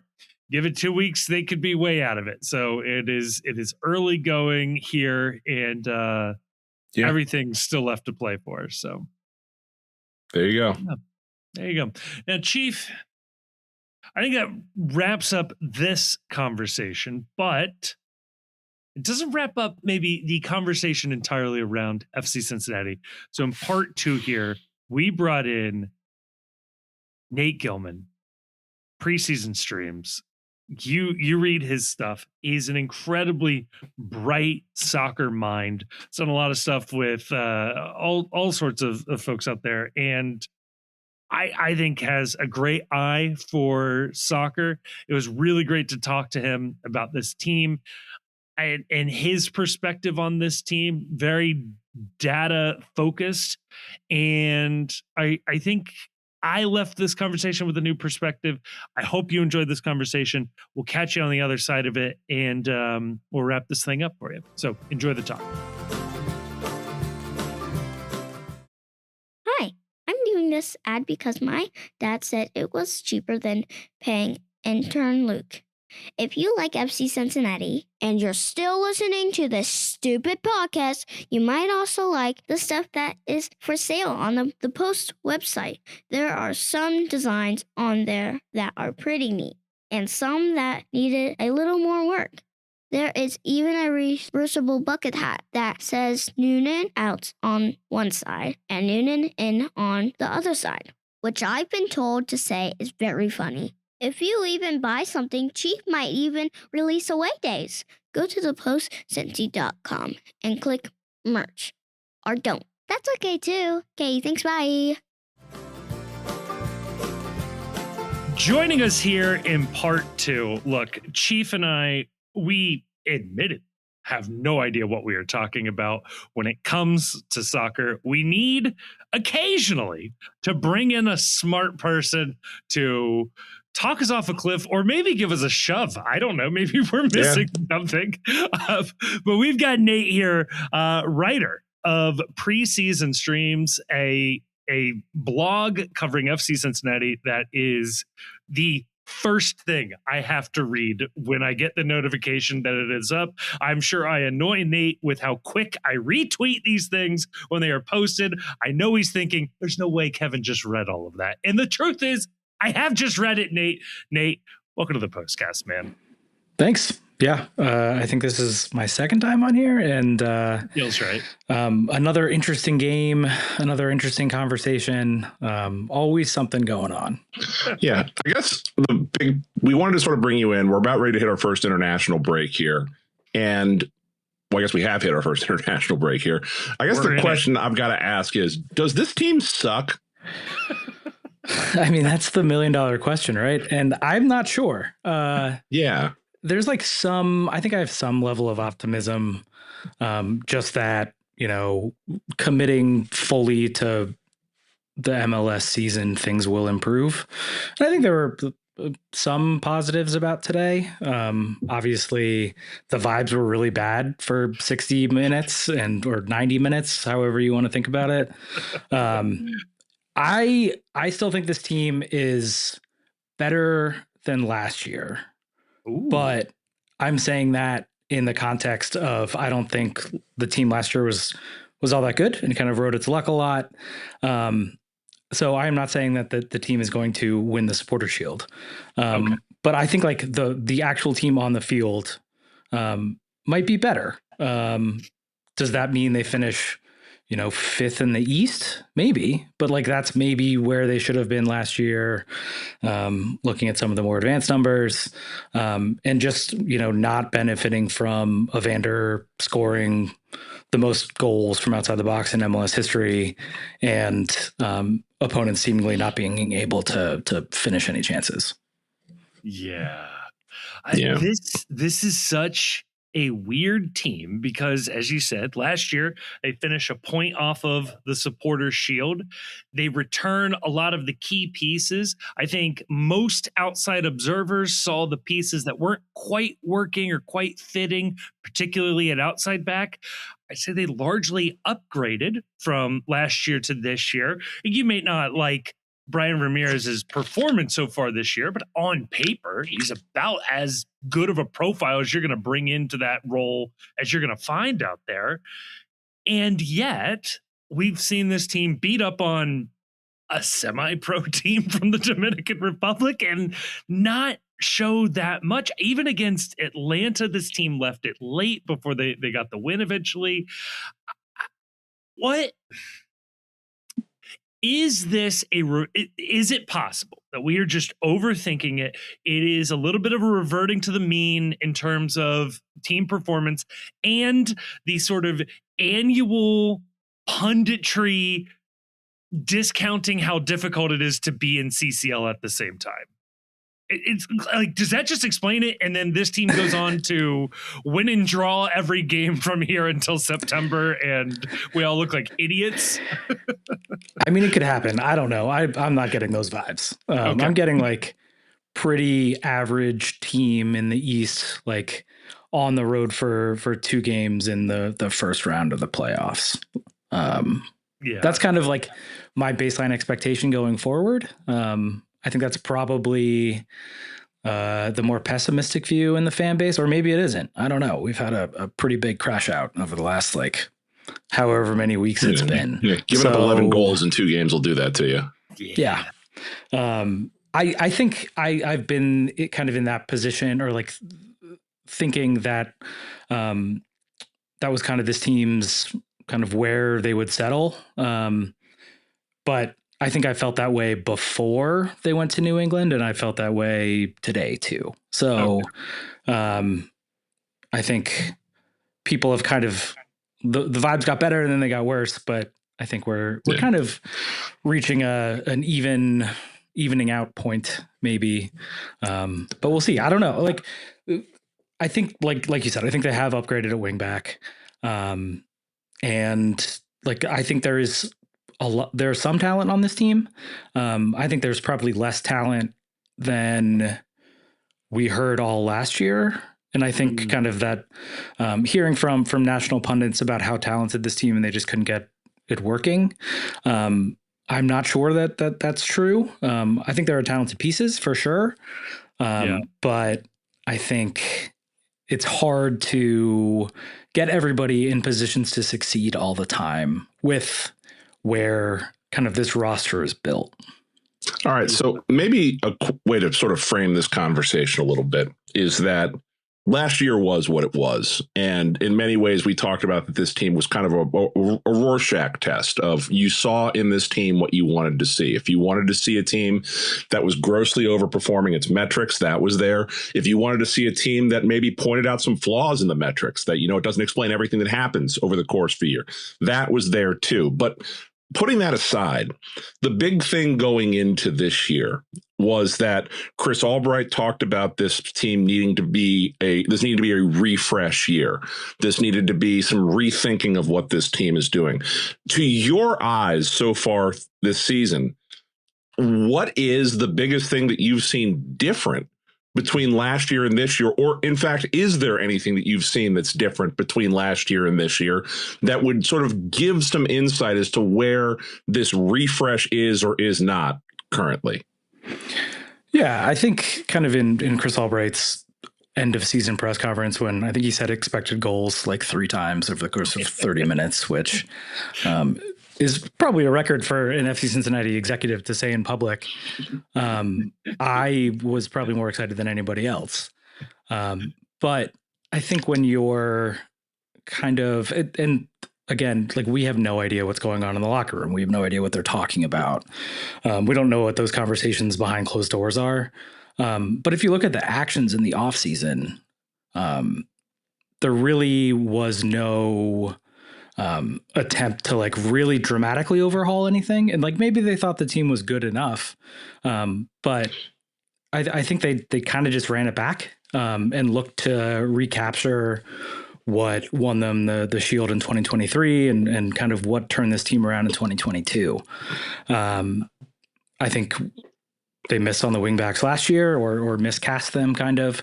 So you get Brian Ramirez in, and then you a full season of Ender Echenike. But picking up 2 center back options for a lot of money, that tells me that you're going to play 3 center backs.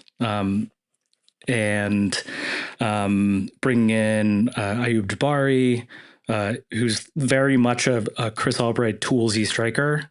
I think we kind of know the profile he's looking for in a second striker. That tells me that they think that the system they have in place is good enough to compete in the East. And I'm not sure it is. Would love to be proved wrong, obviously. But it's all well and good to say that you're focusing on whatever, generating better scoring chances. And that's all like it is when you're saying that you want to have better XG.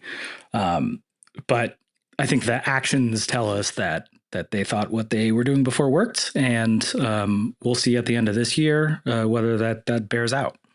And I know it's been a small sample size too, but sort of on the field, is this team doing anything differently to your eye than it did last year in terms of patterns of play?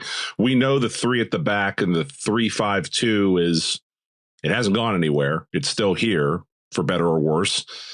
Are they doing anything differently on the field that you're seeing versus last year? Because I'm just not smart enough to know that when I watch these games. It's so hard to tell because like you don't know what is being said, like what the actual game plan is. They have been a little bit more direct, I think, or at least when they've been able to. I've noticed in situations that, like against Toronto and Minnesota with playing against opponents with 3 center backs too, they're a little more hesitant to play direct just because you're outnumbered or the strikers are outnumbered and you're less likely to win a direct ball. So I think it looks like they're trying to press a little bit more, obviously trying to play through the wingbacks, which you can do this year. Although kind of Brian Ramirez's final product has not been there yet. He's getting into a lot of good spots. And then Echenike is, has just, all the juice you could want. So I think kind of running things through the right side makes a lot of sense, which you really couldn't do with DeAndre Yedlin last year or for the bulk of the season. But like it really is kind of the same team. And I think some of the same limitations are there in central midfield, especially. So I think, like, it's one thing to say, why doesn't this team just play better? Like, can they have better tactics? Can they do something? Like, what's this weird, like the one weird trick that'll solve everything? And I'm not sure there is one. Like, these players are obviously like some of the best players in the world. And like maybe a different style or a different kind of tactical instructions would change things. But maybe not. Maybe kind of this is just like they see them in training every day and I think are privy to like a ton more information than we see 90 minutes a week. So yeah, I think there's some changes on the margins, but nothing dramatic. Yeah. When it comes to this team's struggles, and obviously the start of this season has been the most obvious, right? Like we see it on the wins and losses sheet. We saw it against Tigres, and it's not great. But even last year, where all of the data suggested it was a FC Cincinnati was a mediocre team, that the expected goal differential over the course of the season had them as like a bottom 10 team, somewhere between Austin and Atlanta. If you wanted to get a sense of what some of the numbers were suggesting this type of team should have been. I understand Noonan and Albright are likely in absolute lockstep with the player profile that they're bringing in, the style of play, the formation, et cetera, et cetera. And that makes it very difficult to place criticism in one spot or another. And it feels like you necessarily have to decide it is the structure that is ultimately wrong, or the players suck or are not living up to expectations. Sorry, let me LinkedIn translate that for a second. It's just not meeting our goals. I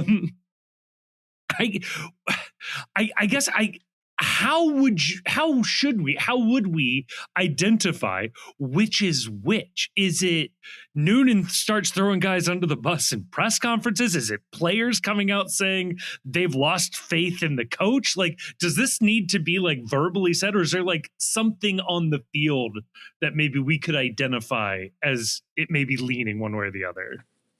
I wish I knew. You're supposed to know this. watching the game today was definitely that's not a team that's quit on the coaching staff. Right. So I think the I don't know, the vibes in the locker room seem like, and you can like never know. And like, I try not to ever make any Body comment language. about that. Yeah. I just remember there was like I think it was when Aaron Rodgers was the quarterback of the Packers, and like he was yelling at an offensive lineman, and the offensive lineman got asked about it in a press conference, and he said something like the extent of like, you get to see this for 3 hours a week. Like, we see each other 50 hours a week. So like, you don't understand like the emotional, like what these relationships are. So can't go down that road. But like, I think, like you said, I think they're a package deal in a lot of ways until they aren't. And that could happen at some point. But I think that like the front office is pretty small, like it is in most MLS teams, and Albright and Noonan have that relationship going back years. And Albright's talked about having meetings with Noonan and the coaching staff, and him being in all the kind of the big picture recruiting, like when they're setting the plan, like how involved he is in identifying specific targets. I'm sure there's like a sign-off process, I would imagine. But I think, and then like Albright as a former player, and he seems to be around the team all the time. So I think separating them is really hard. But like I said, it'll be really hard until it isn't. And we'll see if we get to that point this year. So given the roster that they have right now, is there, if you are an FC Cincinnati fan that has some hope that perhaps they have some time off, it hasn't looked great thus far. If you're an FC Cincinnati fan that is clinging to some hope that this team tries to do something different, and the obvious thing that we all talk about is moving to a back four or something like that, do you think that that they have the roster to do that, or is it just, are we so locked in on this formation with the players that we have that it's got to be that there isn't a realistic way forward doing something different? Yeah, I wrote about this last week, and I think right now, currently as the roster is constituted, it's really hard to like full-time switch to a back four, just because there's just so many assets tied up at center back. And we can debate whether or not Miles Robinson as a DP is a good signing. I think you could make the case that it could work, and like there are bigger team building mistakes to make, but you just have to be better kind of on the margins. And this roster is really top heavy still, less so than last year, but especially the center back room, when you have like Matt Miazga on a max TAM deal and Teenage Adebe making over $1 million. it's just a ton of assets tied up in one spot. And when you add in that you need wingbacks to do a huge portion of your creation in the final third, you have to spend a lot of money there too, and they have. And Eshenique is a U22, and Ramirez came over on a fee, and I think is somewhere in the TAM range. But like both those guys are kind of making top of the league money too, or at least kind of the assets you're using to bring those wingbacks in is kind of top in the market. So you're really constrained elsewhere. That's why you have Tom Barlow, supplemental slot guy, starting on the road in Monterrey. That's probably not the situation you want to be in, but it's where they are. I think the three center back looked a lot better when they won the Shield, when you had Ian Murphy making $85K and Miazga was max TAM, but you had some other guys who were, there's some Mascara on a loan where they were picking up most of the fee over at Wolverhampton. Yeah, and he's like a U22, so like a much lower cap hit. So I think like you want to talk about kind of a lack of offensive production, but like most of the money is being spent right now defensively. And like we can talk about the $30 million they spent on Evander and Kevin Denke, but like that doesn't hit the cap that way. That hits the cap at, combined they are making less than Matt Miazga does against the cap. So sticking with the defense, think about one of the things I've been most interested in this season is that, for better or worse, you expect a Pat Noonan coach team to play good fundamental defense, and thus far it has been atrocious this year on defense. What do you attribute that to, if anything, that in terms of what's going on? Because you see the team give up 6 against New England, 5 against Monterrey, 3 more today, although only 2 from open play, which, I mean, you throw a parade for the back line today, only giving up that. Why have the wheels fallen off so badly on the defensive side so far this year, do you think? I think I kind of push back on the premise of that. I think I just kind of disagree. Okay. Obviously the conceding 6 goals is not good. Right. In 11 in 2 games. Breaking. Obviously we can agree on that. Breaking news. But I think sometimes the ball goes in. And I think it went in a bunch against New England. And it's not like they gave up a ton of really good chances, which is kind of what you're looking at over the course of the season in terms of stability. So, sometimes people score on set pieces like FC Cincinnati did today on a long throw. That was great to see. And then, the first goal today, outside the box, I need to rewatch the game and see exactly what happened. Spoiler, nobody steps up to the shooter and he's just like, I can put this wherever I want. Yeah, but still, it's not a great chance. And you'd expect him not to hit it that well, 80% of the time. So that's if you're conceding those chances, it's not good, but it's it could be much worse. It doesn't seem like they're really hemorrhaging chances. And I think a lot of the game against Tigres was kind of the same way too. It was not great situations, but some really good finishing, or I guess from FC Cincinnati's perspective, unlucky finishing. That is not entirely repeatable across the season. So I think there's an element of bad luck involved. And before then, I think the defense had been, reasonable. I think, last year, I just remember there were kind of big chances every game, and I think they've been a lot better at limiting those. What happens at throughout this year, we'll see. I was not totally encouraged by what I saw from Matt Miazga today on the field, which is concerning, especially after we talked about kind of all the assets there. But we'll see. Yeah. Nate, I want to go even bigger picture with you, if I may.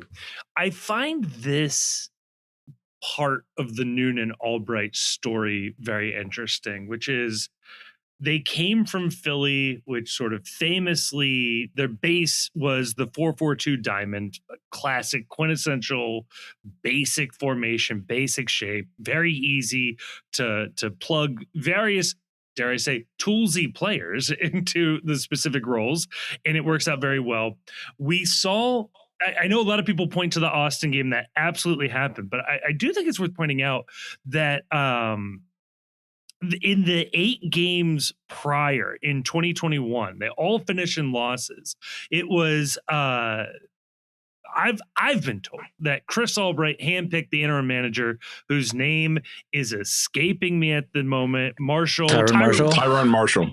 Yeah. And Tyrone Marshall ran the team in a 4-4-2 diamond come hell or high water, and as the interim manager with a team that was already cruising to a wooden spoon, it didn't really matter. They wanted to see what the team looked like then. They go through the whole preseason, they go to Austin, they roll out the 4-4-2 diamond, and they get, the doors blown out, and we never see it again. We might have saw it in an Open Cup game, but we never saw it again. As far as I can tell, this was not the identity. This is not the DNA that they brought to this team. They sort of stopped the bleeding in 2022 with the back three and have never wavered from this. I don't like, what do you make of that? Is that growth? Is it cowardice not wanting to go back? Is it worked so well and they just kept trying to replace the individual pieces that they never got to build the system that they wanted to? Like, what do you view that as? I mean, I don't know. That's a big question.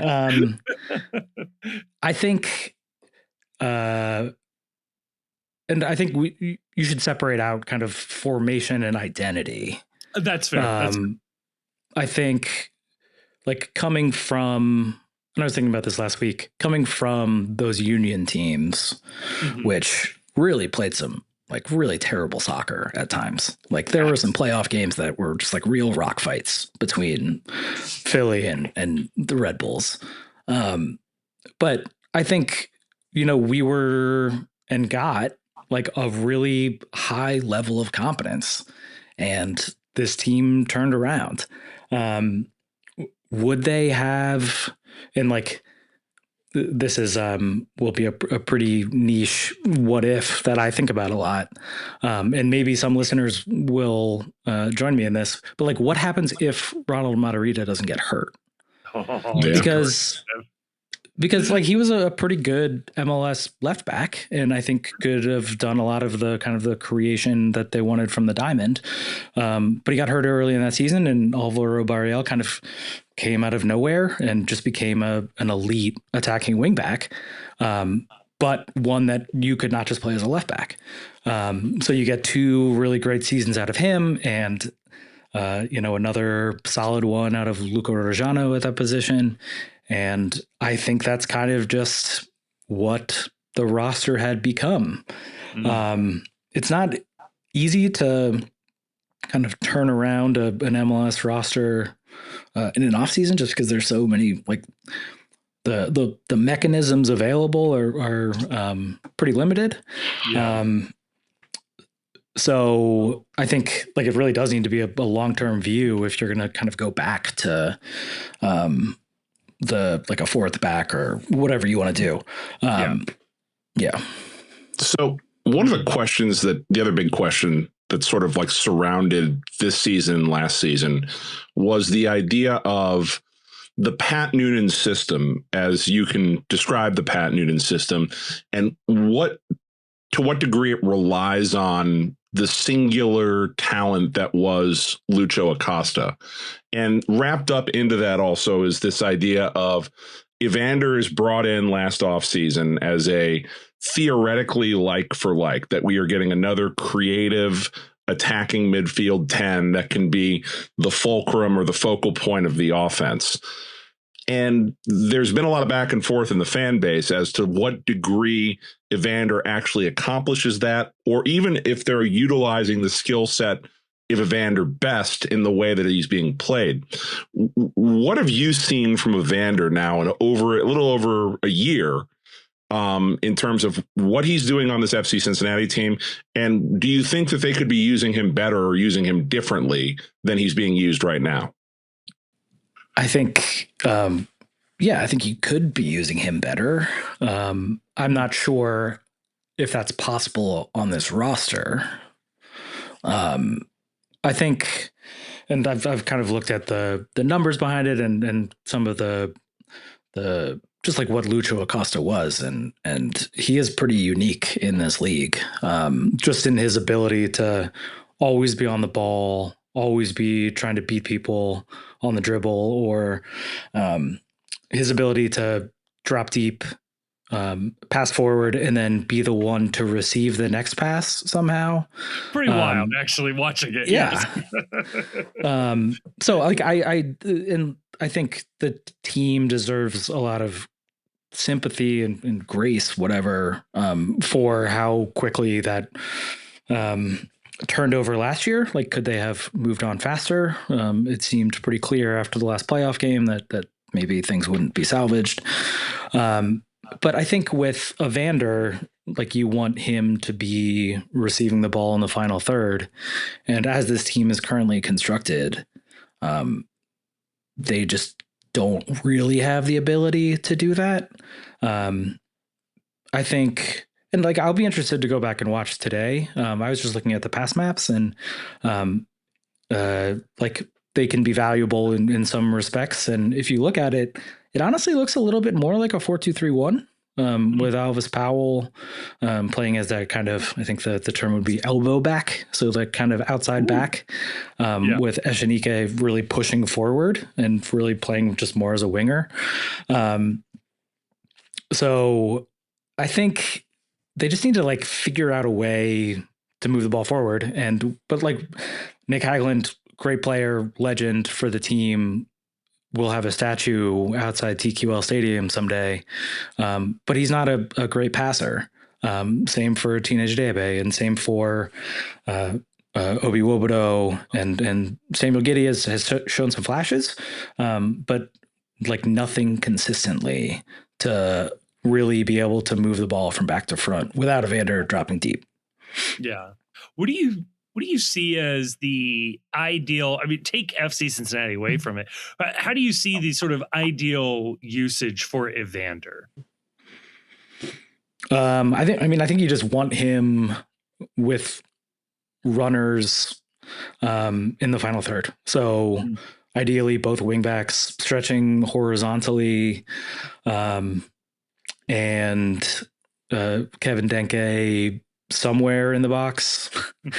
Even if that pass isn't coming from Evander, that's not the end of the world. Like, ideally, it would be Evander finding a wing back who's cutting the ball back to Denke making a near post or a far post run.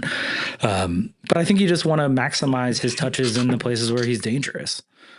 He's not as dynamic as Lucho. He's certainly maybe more of a glider. But like, I have not looked at the dribble numbers, but he seems a little less effective in that regard. But obviously, good shooter from distance, he should probably do it less. But I think, like I was saying, I think you just want to get him on the ball the most in the final third. All right, so we're coming up, like I said earlier, we're coming up on the first international break. Most surprising player for the FC thus far early in the season, and most disappointing player for the FC thus far in the early going of the season. Okay. Most surprising, I would say Echenike. Yeah. It was a sick turn and run for that solo goal today. That second goal was dope. he just like operates at a different speed than almost anybody else in the league, to his detriment sometimes too. His feet run faster than his brain sometimes. Yeah. It's he's just too fast. I wouldn't know what that's like. Nope. No frame of reference for that whatsoever. Yeah, no. And then most disappointing. I'll do a combo of kind of the other central midfielder other than Pavel Buka. I think we've seen some flashes from Giddey, but kind of not at the same trajectory that we are with Echenike. And then Wobodo is, I don't know if it's just kind of the age curve or if he just kind of never came back fully healthy. But he is kind of not, neither of those players is kind of doing what they need that position to do. Which is a lot. Like Junior Moreno did a lot for this team when it was good. And yeah, we've sorely missed that. I think Buka has come closest to replacing that, but I think an ideal version of this is a Buka and a Junior Moreno. Yeah. Or even like Wobodo from 2 years ago. Yeah. Which is really like Wobodo the year he signed. Yeah. Like if we get to a certain extent, like what I think Kevin was talking about, is this team does have a feel of a ship of Theses where we keep replacing parts with parts that just aren't quite the same and wondering why the boat's taking water. Like, and in Obi's case, it's we're replacing Obi with Obi from 2 years later, who's a little more broken down, a little more old, and a little more hurt. The same thing with Matt Miazga. He's a little more old, a little more broken down, a little more hurt. You know, God love him, Ramirez is not quite as good at that particular role as Alvaro was. Brandon Vasquez ain't walking through that door. We paid $1 million for Ayub Jabari, who's not as good. And so I think that's sort of endemic to the entire team. So my question sort of maybe as a way to sort of wrap this up a little bit here, because you've been really generous with your time with us tonight. We have a full window coming up this year. We've got a World Cup break. We have 2 buyouts available to free up resources. What is your plan to fix the FC and make it so that maybe that you're not putting such a hard cap on where this team can end up? Are there players that you think that this team should be looking to move on from? And sort of, if so, what sort of profile are you looking for to replace them? I have not gotten that far. Come on, I need you to fix this. Give me some hope. If I was able to do anything, then sit behind a laptop and write about stuff, maybe I would be. No, I don't know. I think it'll be really interesting. And honestly, like ownership is one of the biggest competitive advantages in sports, especially in a salary cap league. So like, is there the willingness to buy out a major contract? We'll see. I think their hands are kind of, kind of limited in what they can do. Yeah. Chris Albright, just, as we know, loves to push it as close as possible to the cap.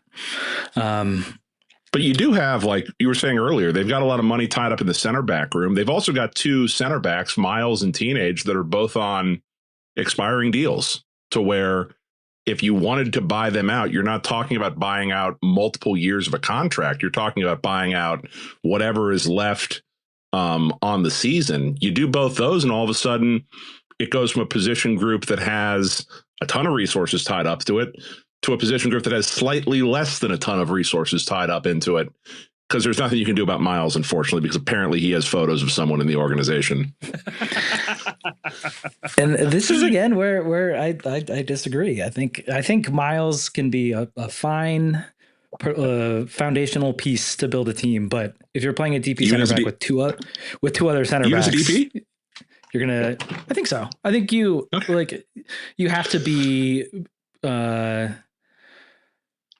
You have to find other value, and finding attacking value is harder. But I think it doesn't completely hamstring you in the way that some things do. But it is probably not the optimal way to build a team. I would agree with that. But I think everybody has some issues. It's just like with a DP and Max Ham and another Tam center back. That's just too much. I don't know, but like if those buyouts were to come to fruition, maybe you could have a real conversation about going to 4 at the back.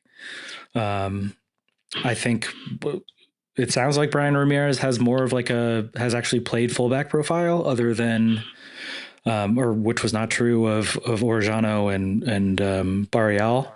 And I think you could probably do just fine with Alvis Powell and Kyle Smith playing just like very average fullback. And a lot of really good teams do. Johnny Nelson won an MLS Cup. Yeah. So yeah, if you wanted to do that and go find a left winger, sign me up. I like it. Nate, no, you've been great. Tell the people where they can find your work, and also maybe you want to throw in there, here in Cincinnati, we don't really have a super obvious NWSL team to follow, and I totally sympathize with folks not wanting to immediately become a Louisville fan. So maybe pitch them on an NWSL team. Sure. Yeah. You can find whatever I'm working on at preseasonstreams.com. Bought the domain one preseason 4 or 5 years ago, and now finally get to use it. It has not led to the onrush of subscribers for people looking for preseason streams, unfortunately, but maybe that day will come. Soon. So sign up there. And then I'm also going to, so I live in Washington, DC, and go to a lot of Washington Spirit games and think about that team. Maybe not as much as FC Cincinnati, but pretty close. So going to do a little bit of the same kinds of writing about the Spirit. They're one of the most fun teams in the league, and should be in contention for the NWSL Supporter Shield and could make a title run. So if things get bad in Cincinnati this fall, this summer, right? I've always said, games. Yeah, I've always said that like when things are bad, the place to go for answers is Washington DC. Yeah, well, I'm always saying that. I'm always saying that. We're never beating the allegations. Oh God, Nate, thank you so much, man. I feel better after this conversation, and I don't know if that's what you were intending to do, but that's how I'm choosing to take away from this conversation. So thank you, and hopefully the rest of the fan base feels the same way. So thanks. Yeah, thanks for having me.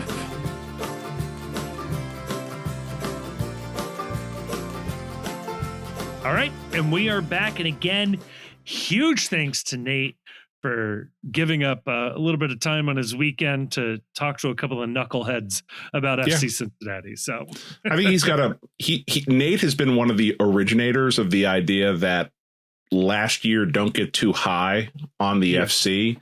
Yeah. And it's interesting, I think, to hear from his point of view, at least to me, the big takeaway I took away from that was just that I've been down on the defense for this team. Maybe it isn't quite as bad as maybe it's shown so far. And maybe there's hopefully some room for growth on that end. And, looking back on it and thinking about it, yeah, they have, I have not seen as many of the, oh my God, we blocked that shot. That was a great opportunity. How did that not go in from the other way? So maybe there has been some improvement. It's just been hard to see through all the poor results so far. Right. Yeah. You look at 6-1 and you think, oh my God, worst day ever. I think I know this is so stupid, but you look at the XG battle, you're like, that was weirdly close. Yeah. It's a hard thing to wrap your head around as a sports fan. Like sometimes the other shots just go in. It's like, well, that's not good enough. God damn it. Yeah. Right. Yeah. Oh, God. So we are on international break officially, Kevin. Feels early to have one of these. I don't know if this happens every year, but maybe it's not, because we have been going at it for about a month so far this season. Yeah. I don't know. I'm, again, going back to a conversation we had on the World's Gam, I'm just not interested in international soccer right now with the World Cup looming. Just get to the World Cup. I don't know why we need an international break ahead of a World Cup year to play, I don't know, friendlies. 'Cause I think just about everyone's qualified, right? Like I know the European playoffs are going on. Yeah. So maybe like go release players for those, but I don't need a U.S. men's national team camp right now. Like I don't need that. Like, yeah, this is dumb. Play soccer. We're already going to have such a congested year anyway with the World Cup. Just let's get some games going right now. Like I don't need an international break right now. Yeah, we'll see what happens. Like I was looking forward to the idea of like Roman and Robinson potentially both making the team. Like that would be fun, especially with the World Cup here. Like MLS is already taking the break, right? Like they're not going to be missing a tremendous amount of time. So like, cool. Like give me as many FC Cincinnati players on a World Cup team. And now with the news about Roman, kind of hurts my interest even in that. Yeah. So that's a bummer. Yeah, he wasn't gonna play anyway though. So you know. No, but it'd be cool if he makes it as like the third keeper or something like that. I guess Miles has an outside shot of starting. Like he started the last couple of times this team got together. So it'll be interesting to see sort of where he is in that pecking order. But you wonder a little bit. I don't know anyone that he'd ever admit this, but like you do wonder a little bit if his play right now is suffering a little bit from having one eye on what's going to be happening here in a couple of months. I feel like that would only be human nature, right?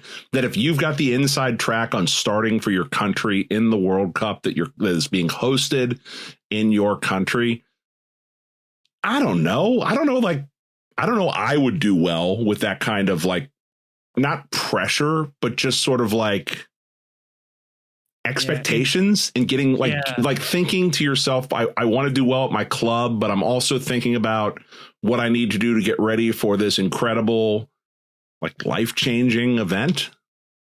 Yeah, he missed the last one, right? Like, because he was hurt. Yeah. I'm always curious how it shakes out with like the national team is looking for a very specific type of player that can do specific things, right? So like that coaching staff, I'm sure, is telling him, hey, we want to see X, Y, and Z from your game. And the FC Cincinnati coaching staff is saying, hey, we want to see A, B, and C from your game. And I'm sure there's plenty of crossover, but yeah, I'm sure in a game is like, no, I got to show them that I can do this. And I want to get a couple of moments of doing this on tape to let them know, no, I can do that. You know, whatever it is. And yeah, I'd really hate for this to be in conflict. I mean, at the end of the day, both teams are just going to want a good center back. So just being good at being a center back is probably good. But you wonder if there isn't a little bit of that happening. Right. So what are we going to do? We got some time off now. We got some Patreon questions to get through. Finally, we'll get some of that. But I think we probably owe the people a movie review, Chief. I think we may have to pick a movie and then come back and review it. I think the people yearn for another movie episode. We got to figure out something. It's got to be something like, I don't want to do something that's in theaters right now. I want something where we can sink our teeth into it, and that's available on some sort of a streaming platform of some sort that we can watch. I have a vast repository of shitty science fiction films that I can suggest that we watch. My sister was suggesting earlier today, because she had the same thought, that we watch classic sci-fi film, The Black Hole, Disney classic from the 1970s, which I think would drive Grayson up a wall to watch that one, because it is not well written or acted. There's a weird moment in Disney's history where they thought they'd try slightly more mature movies and movies. They somehow captured the worst parts of Star Wars and Star Trek the Motion Picture. Not so much Star Trek in general, but very specifically the first movie that was not well received. I don't know. We can do another 80s action movie. I enjoyed the Last Action Hero episode that we did. We could do something like that. That was a lot of fun. Yeah. How about this? People can throw suggestions out in the Discord. We have an ideas and feedback channel. Throw some ideas out there and we'll pick something out of that. How about that? Yeah, we'll pick something out of the Discord hat to watch, and we'll do a film room episode. I think we're out of soccer movies right now, aren't we? I guess we do like Bend It Like Beckham or something like that, but everybody's seen that one. So Bend It Like Beckham, the one I think we should do, and I'll throw it out there, Shaolin Soccer. I think I've seen really this. Good one. Yeah, it's a good movie. Yeah, I think that would be a fun one. Yeah, I don't. Are not a lot of good soccer movies. Like this has kind of been. I think there's one about the 1950 World Cup team that draws England, and was it the Damned United? I think is a motion picture. I can't remember if that was a TV show or not. Has Alexi Lawless appeared in any films? I would love to critique his acting. God, that's great. He might be in Bend It Like Beckham. Actually, I feel like he is. Like now that I think about this, but I think it's only like when they're showing footage of like American players. I don't know that he actually appears in the movie. Yeah. So yeah, there you go. Was it She's the Man? Isn't she a soccer player in that one? I thought it was basketball. Well, maybe she was. Maybe she was soccer. I don't remember. Anyway, yeah, it's been a while. There you go. Those are the ideas. All right. Well, throw it out there. We'll do that. And as always, fuck Columbus.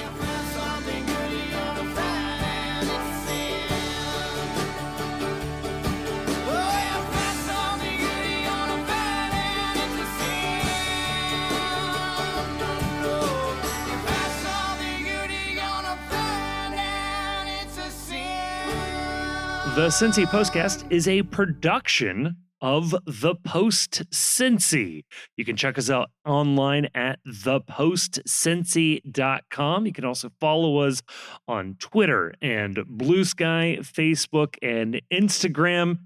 Twitter and Blue Sky, though, you'll find we're a little more active than the other places. We're also on YouTube, where you can listen to this episode if you aren't listening to it already. We are also putting up video content semi-regularly, including the Away Days series. We want to give a huge thank you to Jim Trace and the Makers for providing the music for this episode. They are a lovely band, and you can find more information out about them in the description of this episode. And if you happen to enjoy what you just heard, can I please ask that you like us, that you rate us on whatever app you're listening to, and maybe more importantly than all of that, share this episode with a friend. When it comes up at work, you're talking about FC Cincinnati, I say, hey, I listened to an FC Cincinnati podcast. I think you guys will like it. It would really, really help us out. Nothing helps a podcast travel more than a good recommendation from a friend, family member. That would be awesome. When it comes to the sorting algorithms that control our lives, a 5-star review would be much appreciated. Also, leaving a sort of written review weirdly does more than that. That's how the algorithms work. So maybe say a nice or a mean thing, whatever. Just as long as you give us 5 stars, that'll really, really, really help us out. And if you are looking for more MLS content, check out our other podcast, The World's Gam. Again, a link will be in the description of this episode. That is where we touch on league-wide storylines and news, and we talk about other games and a couple other teams in there as well. I think you will enjoy it if you are just dipping your toes into Major League Soccer. A huge thank you to all of our sponsors. A even bigger thank you to all of our patrons over at Patreon. But maybe most importantly, thank you for listening to this episode.